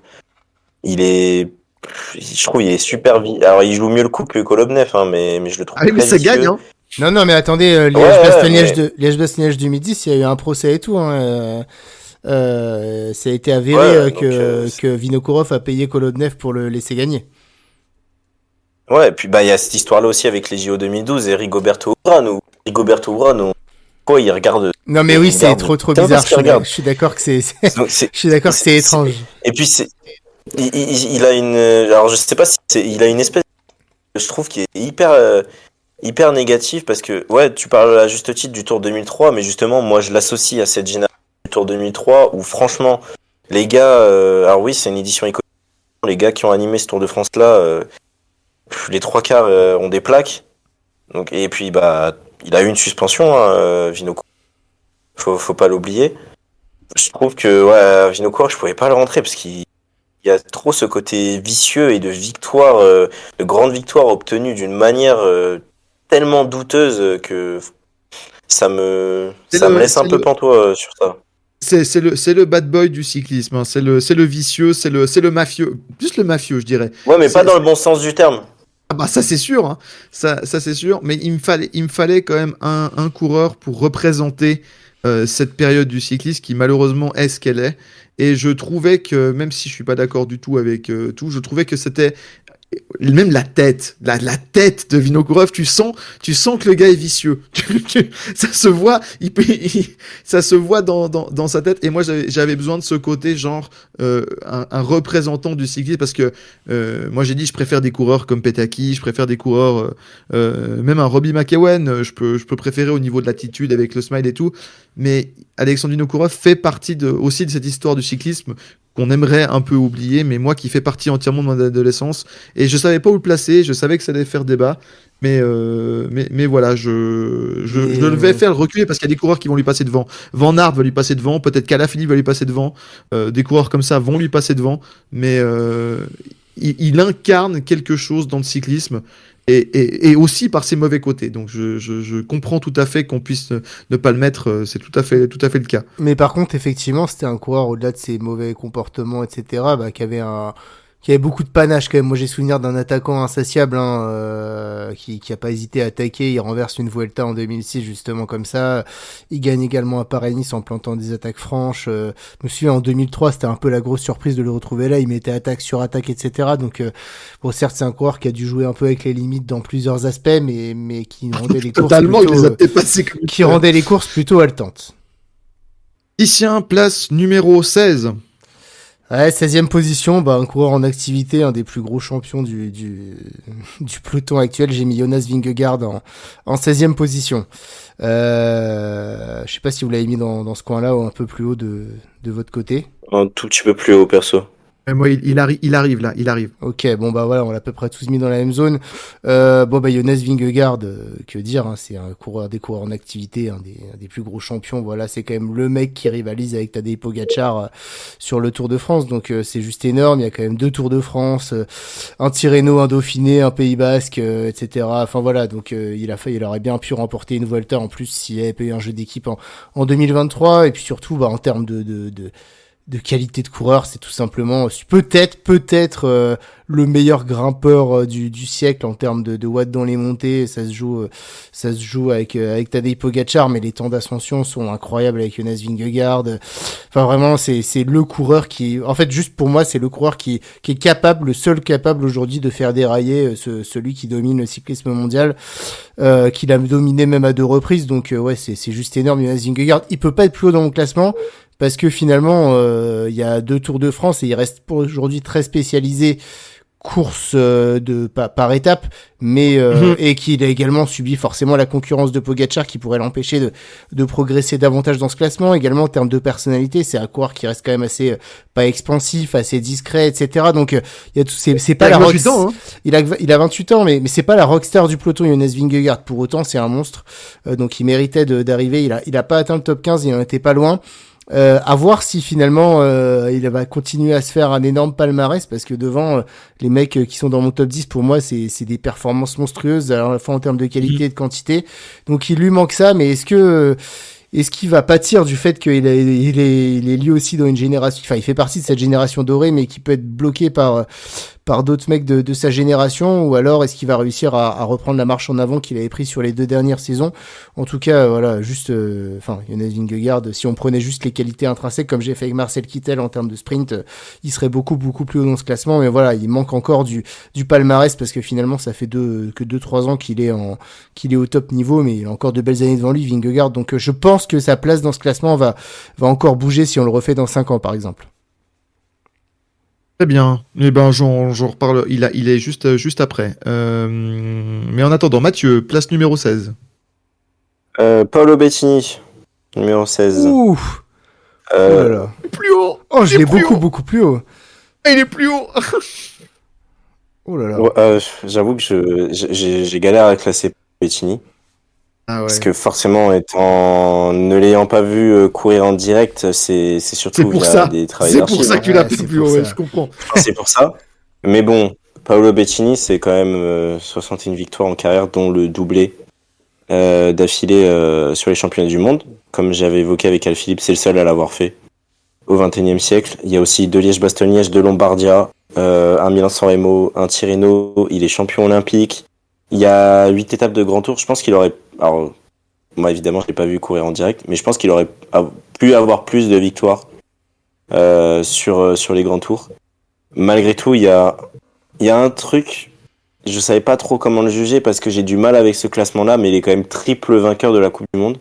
Là où j'ai du mal avec cette équité de classement, c'est que Paolo Bettini, son calendrier, c'était vraiment classique, donc il a cumulé les points, et que les barèmes n'étaient pas forcément extraordinaires à l'époque. Preuve par contre de sa polyvalence, c'est qu'il est quand même cyclamen, donc meilleur sprinter du Giro 2005 et 2006. Donc c'est extraordinaire. Et puis bon, il y a un truc qui m'a beaucoup ému, et je ne connaissais pas cette histoire, c'est l'histoire du Tour de Lombardie 2006, qu'il remporte quelques jours après la mort de son frère, et qu'il lui dédie. Ça m'a beaucoup ému, en tout cas, cette histoire-là. Mais évidemment, Paolo Bettini, je pense que dans vos classements, il sera évidemment beaucoup plus haut, mais moi moi, je l'ai pas vu courir en direct. Mais là, on rentre. Pour moi, c'est le premier coureur de mon top où là, on rentre dans une caste de coureurs extraordinaires, générationnels, qui ont été ultra dominants sur une période de leur domaine. Et au milieu des années 2000, Paolo Bettini, c'est le meilleur puncher du monde. Je vois pas qui le regarde dans les yeux dans les années 2005, 6, sachant que s'il n'avait pas eu la concurrence de coureurs extraordinaires comme les Bartoli, qui a été son mentor, je pense qu'il aurait un palmarès encore plus conséquent, sachant qu'il a déjà 5 monuments, ce qui est extraordinaire pour un coureur. Donc voilà pour Monsieur Bettini. Et ben moi j'en ai un. Tu parlais des coureurs qui sont comme Robbie McEwen qui sont spécialistes des abandons. Là j'en ai un bien en 16 et c'est pour ça qu'il craque pas le top 15 chez moi parce que Dieu sait que sinon je l'aurais mis dans le top 15. Mais c'est ce manque de consistance alors que je pense que c'est le coureur le plus clutch de tous les temps. En tout cas de tous les temps. Peut-être pas tous les temps mais de ce classement des 25 dernières années c'est Oscar Freire. Et Ah bah je l'ai en 15. ben voilà, mais tu Il est vois, juste au-dessus. il est dans ces places-là Ouais. parce que qu'est-ce qu'il est clutch! Qu'est-ce qu'il est clutch ce coureur, c'est incroyable. Pour moi, c'est vraiment quand j'ai pensé à, c'est l'anti Van Aert. C'est l'anti Van Aert parce que je pense Ouais. vraiment il est moins fort que Van Aert. Mais qu'est-ce que le palmarès, qu'est-ce qu'il est supérieur quoi. Je veux dire triple champion du monde, triple Milan-San Remo. Déjà ça c'est fait. Maillot vert du Tour de France 2008, donc quand même assez âgé dans sa carrière. Il a déjà bien 32-33 en 2008, maillot vert, donc ça montre sa polyvalence. Il passait très très bien les bosses. Il remporte, c'est un sprinter, voilà, mais il remporte Tirreno Adriatico en 2005. Alors bon, c'est un Tirreno où il y a peu de montagnes, mais quand même, il remporte Tirreno 2000. Et puis voilà, enfin, c'est le tueur. Vraiment, le gars, si il a une possibilité, je pense que c'est un des gars dans ce classement qui a eu le meilleur ratio de je peux gagner une course, je vais la gagner. Parce que mine de rien, il n'a pas tant que ça été dominant. Mais alors, qu'est-ce qu'il est clutch? Lui, s'il faut un gars pour gagner ce jour-ci, ce jour-là, c'est toi, tu peux gagner, etc. Je prends tous les jours Oscar Freire dans mon équipe. S'il y a une course à aller gagner qui lui convient, il est là, il est en forme, il n'a pas abandonné, il n'est pas malade, il n'est pas blessé. C'est aussi ça la carrière d'Oscar Freire. Ah là là, qu'est-ce qu'il est clutch. Alors lui, En fait, c'est il pour laisse, ouais. il laissait pas passer une occasion. Donc juste tout, je te laisse, C'est pour ça que je le mets je te laisse au-dessus. enchaîner Mathieu, ouais, 15. Vas-y, enchaîne en 15, vas-y. Bah en fait c'est pour ça que je le mets au-dessus de Bettini parce que moi il y a un autre en fait j'ai un argument qui me fait passer Fréré au-dessus de Bettini parce qu'ils sont sensiblement similaires, c'est la même génération. C'est que l'originel Monsieur Sanremo c'est Eddy Merckx, mais l'autre Monsieur Sanremo mais c'est Oscar Freire. Enfin, moi j'ai grandi avec Milan-San Remo et à chaque fois le favori numéro 1 c'était Oscar Freire, Oscar Freire, Oscar Freire. Jusqu'à sa dernière année en carrière en 2012 à la Katusha où j'ai l'impression je sais pas pourquoi il court mais il est là. Il est septième de San Remo. Bah, Il est septième de San Remo en 2012. Ouais, c'est ça. C'est incroyable. Effectivement, tu parlais de Monsieur Abandon. Effectivement, il a jamais fini enfin, il a quasi jamais fini un grand tour. C'est un truc de fou. Ah, c'est une folie. Il a, bon, la petite nuance, c'est qu'au XXIe siècle, il a 2 titres de champion du monde parce que son premier, c'est en 99. Mais malgré tout, c'est une ère de domination sur les grandes courses. Il a aussi un grand VV game. J'ai une stat pour toi. J'ai une stat. Il y a 9 participations au Tour d'Espagne, il en finit aucun. Ouais, c'est son tour maison. Alors il a gagné plein d'étapes. Je crois qu'il a quoi 7 victoires d'étapes ou un truc comme. Ouais, 7, c'est ça. Il a 7 victoires sur la Vuelta, il a 4 étapes sur le Tour, 10 sur Tirreno. Il a 70 victoires au XXIe siècle. C'était un énorme score. Le regret que j'ai, je pense, pour Fréré, c'est quand tu vois qu'il a été capable de gagner 3 fois d'affilée la Flèche Brabançonne.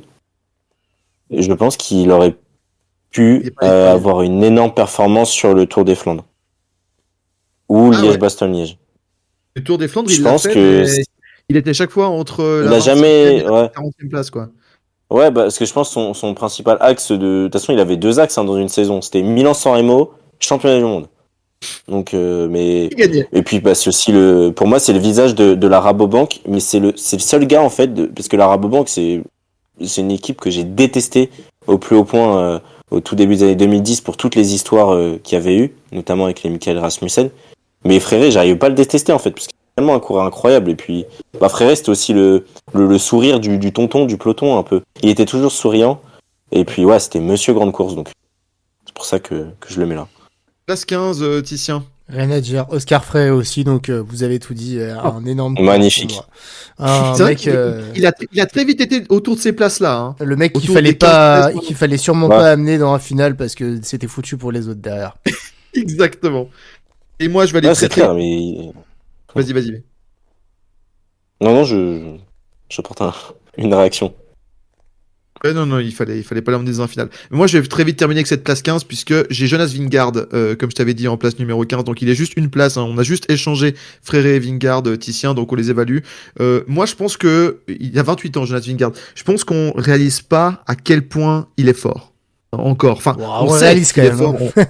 On réalise, mais on Ah réalise oui, pas oui, à oui. quel point c'est un mutant du cyclisme complet. Après, je peux pas le mettre plus haut parce que Le déjà... palmarès, hein. Exactement. Et puis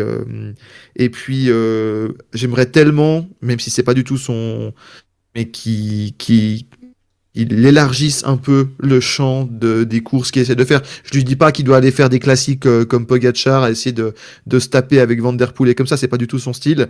Mais peut-être qu'il aille faire aussi d'autres types d'épreuves. Vu comment il est fort dans les contre-la-montre, pourquoi pas participer à un championnat du monde du contre-la-montre? Je suis sûr qu'avec les Danemark, il pourrait faire des belles performances. Ou ce genre de course. Voilà, un peu déçu. Je pense qu'il peut gagner des places parce qu'il a que 28 ans et que ce genre de grimpeur, je pense que jusqu'à 31, 32, 33, 34, suivant comment il vieillit, il peut encore être très fort. Donc, et puis, j'aimerais bien qu'il remporte d'autres grands tours que le Tour de France. C'est exceptionnel ce qu'il a fait. J'aimerais bien le voir sur une Vuelta. J'aimerais bien le voir sur un Giro prochainement. Mais ça, c'est l'avenir qui nous le dira. On arrive gentiment vers la fin de cette première partie qui a été bien dense. Il nous reste 2 places. Place 14. Titien, on t'a pas beaucoup entendu sur la place 15 parce que c'était Oscar Fréré. À toi la main pour la place 14. Vincenzo Nibali, 14e de mon Pareil, classement. je l'ai en 14 aussi.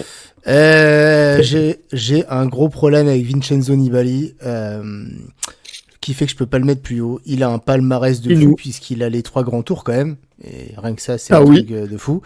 Il a quand même 2 tours de Lombardie. Il a un Milan-San Remo, qui est pour moi son Milan-San Remo, peut-être sa plus belle victoire finalement. En fait, Nibali, j'ai un problème, c'est que je trouve qu'il a jamais gagné face aux plus forts.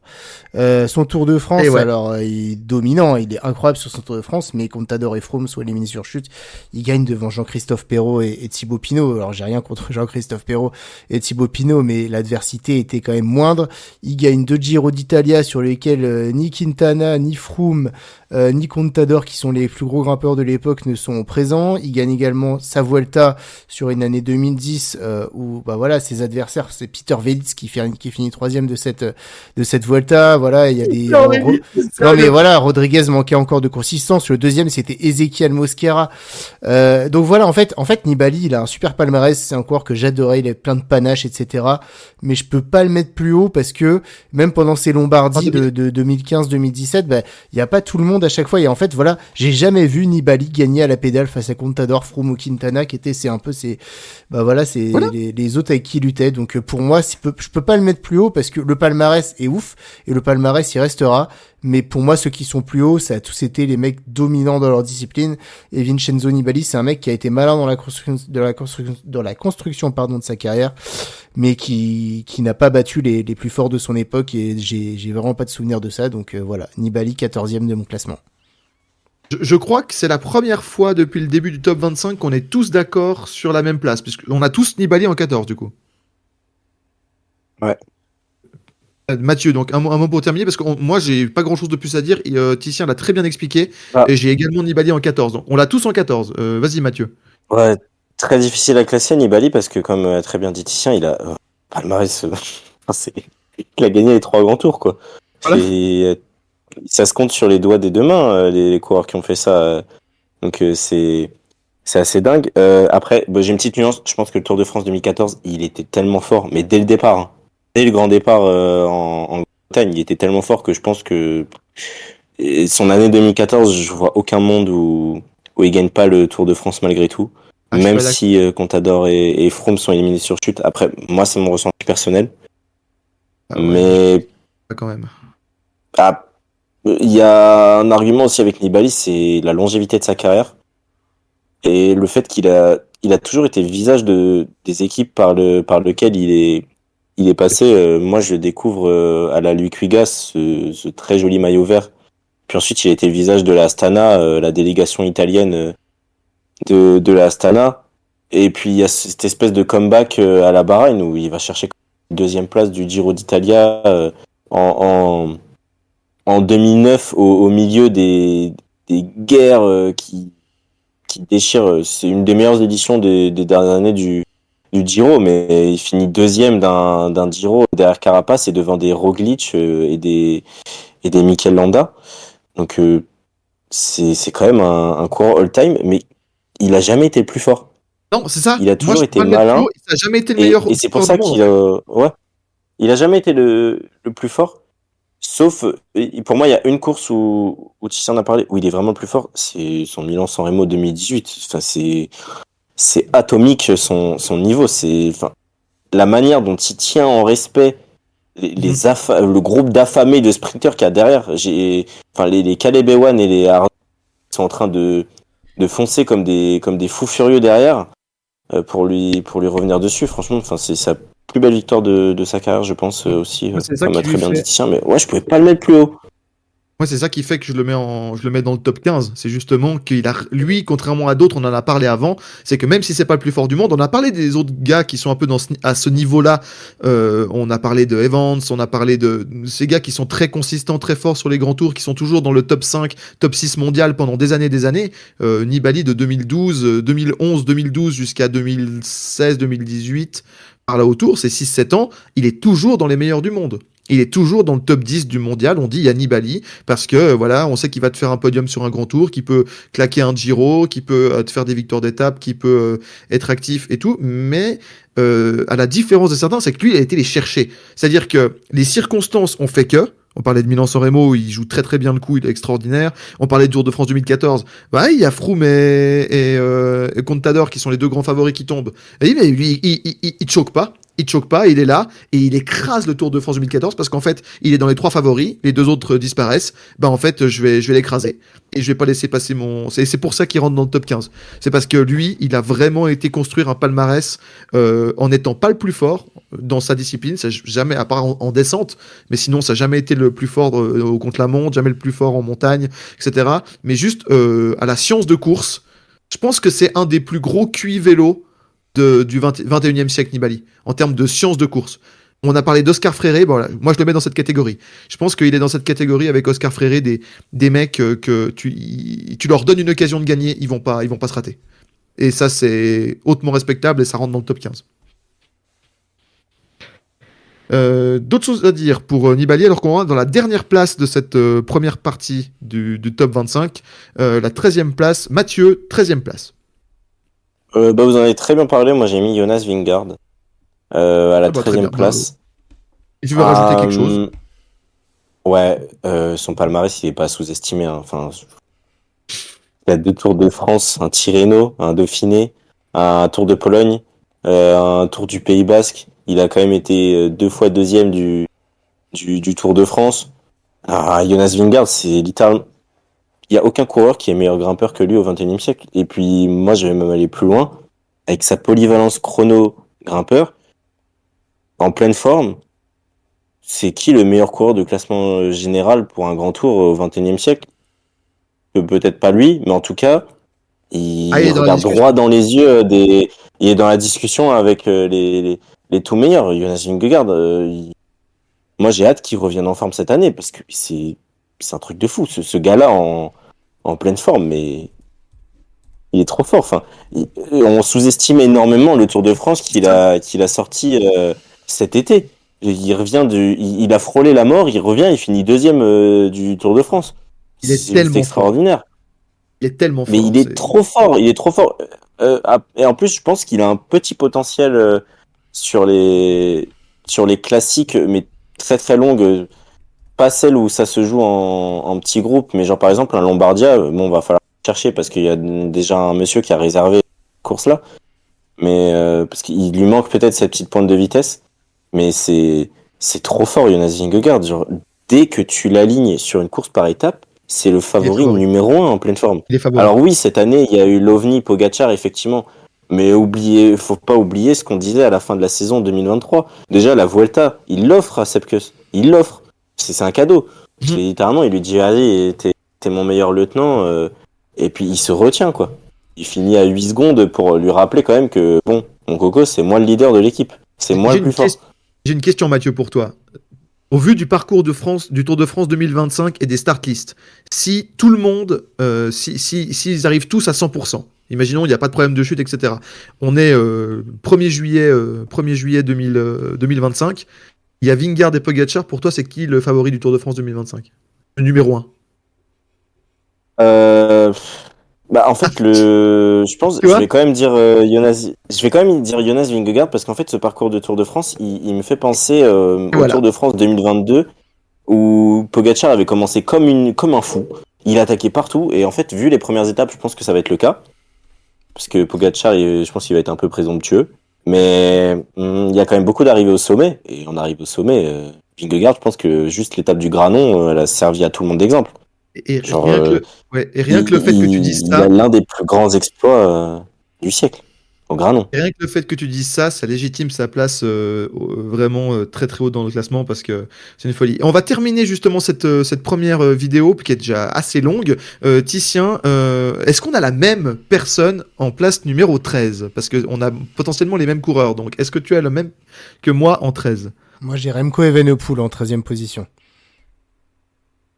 Et c'est un bingo. J'ai également Remco Evenepoel. Je voulais le mettre en dernière position de stop. Je sais pas pour toi, Titien, tu vas peut-être pouvoir compléter, mais c'est un génie du vélo. C'est un génie du vélo. C'est un génie du vélo qui est en cours de carrière, donc c'était voilà, il y a beaucoup de coureurs de mon top 10 qui leur carrière elle est finie ou sur le point de se finir.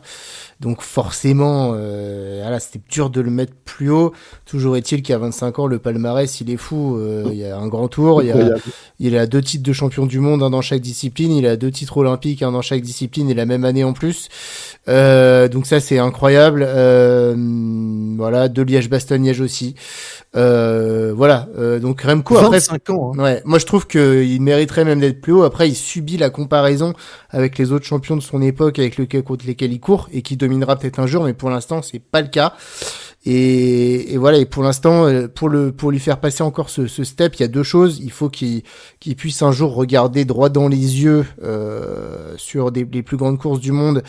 Les tout meilleurs coureurs, et je parle évidemment de Tadej Pogacar, et je suis pas sûr qu'aujourd'hui Remco Evenepoel soit en mesure que ce soit sur des classiques, on l'a bien vu cette année au Mondiaux ou au Lombardie, ou sur un grand tour qui soit encore à ce niveau-là. Les 2 Liège qui gagnent, y a pas Pogacar qui est à la lutte, alors personne ne le retiendra dans 30 ans quand il faudra retenir le palmarès, mais moi il avait pas ces adversaires-là, idem au JO, etc. Donc, ça enlève rien à ses victoires, mais un jour, pour le faire monter dans ce top 10, je veux déjà une victoire référence et qui batte le meilleur coureur du monde, parce que Remco Evenepoel, pour moi, c'est le plus grand talent, même au-dessus de Pogacar, que j'ai jamais vu. Hein. Il est là depuis les jeunes, il domine. Il a pas eu de chance depuis le début de sa carrière avec des chutes. C'est un génie, comme tu dis. Voilà. Maintenant, il est encore en construction. J'espère que cette année, quand il sera revenu de sa blessure, il arrivera encore à franchir un step. Et j'espère que c'est pas un génie qui va être bloqué par un autre génie. Toujours est-il que à 25 ans, il s'est construit un très très gros palmarès. Donc voilà, je l'ai mis 13e de mon classement.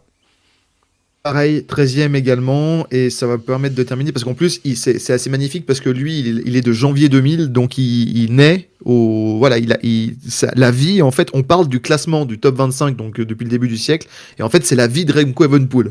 Donc, je sais pas si on réalise que on parle que de performances qui ont été faites depuis la naissance de Remco. Donc, c'était un symbolique de moi de le mettre justement à cette place du milieu, quoi, qui termine la première vidéo et qui va après permettre d'ouvrir la vidéo du top 12.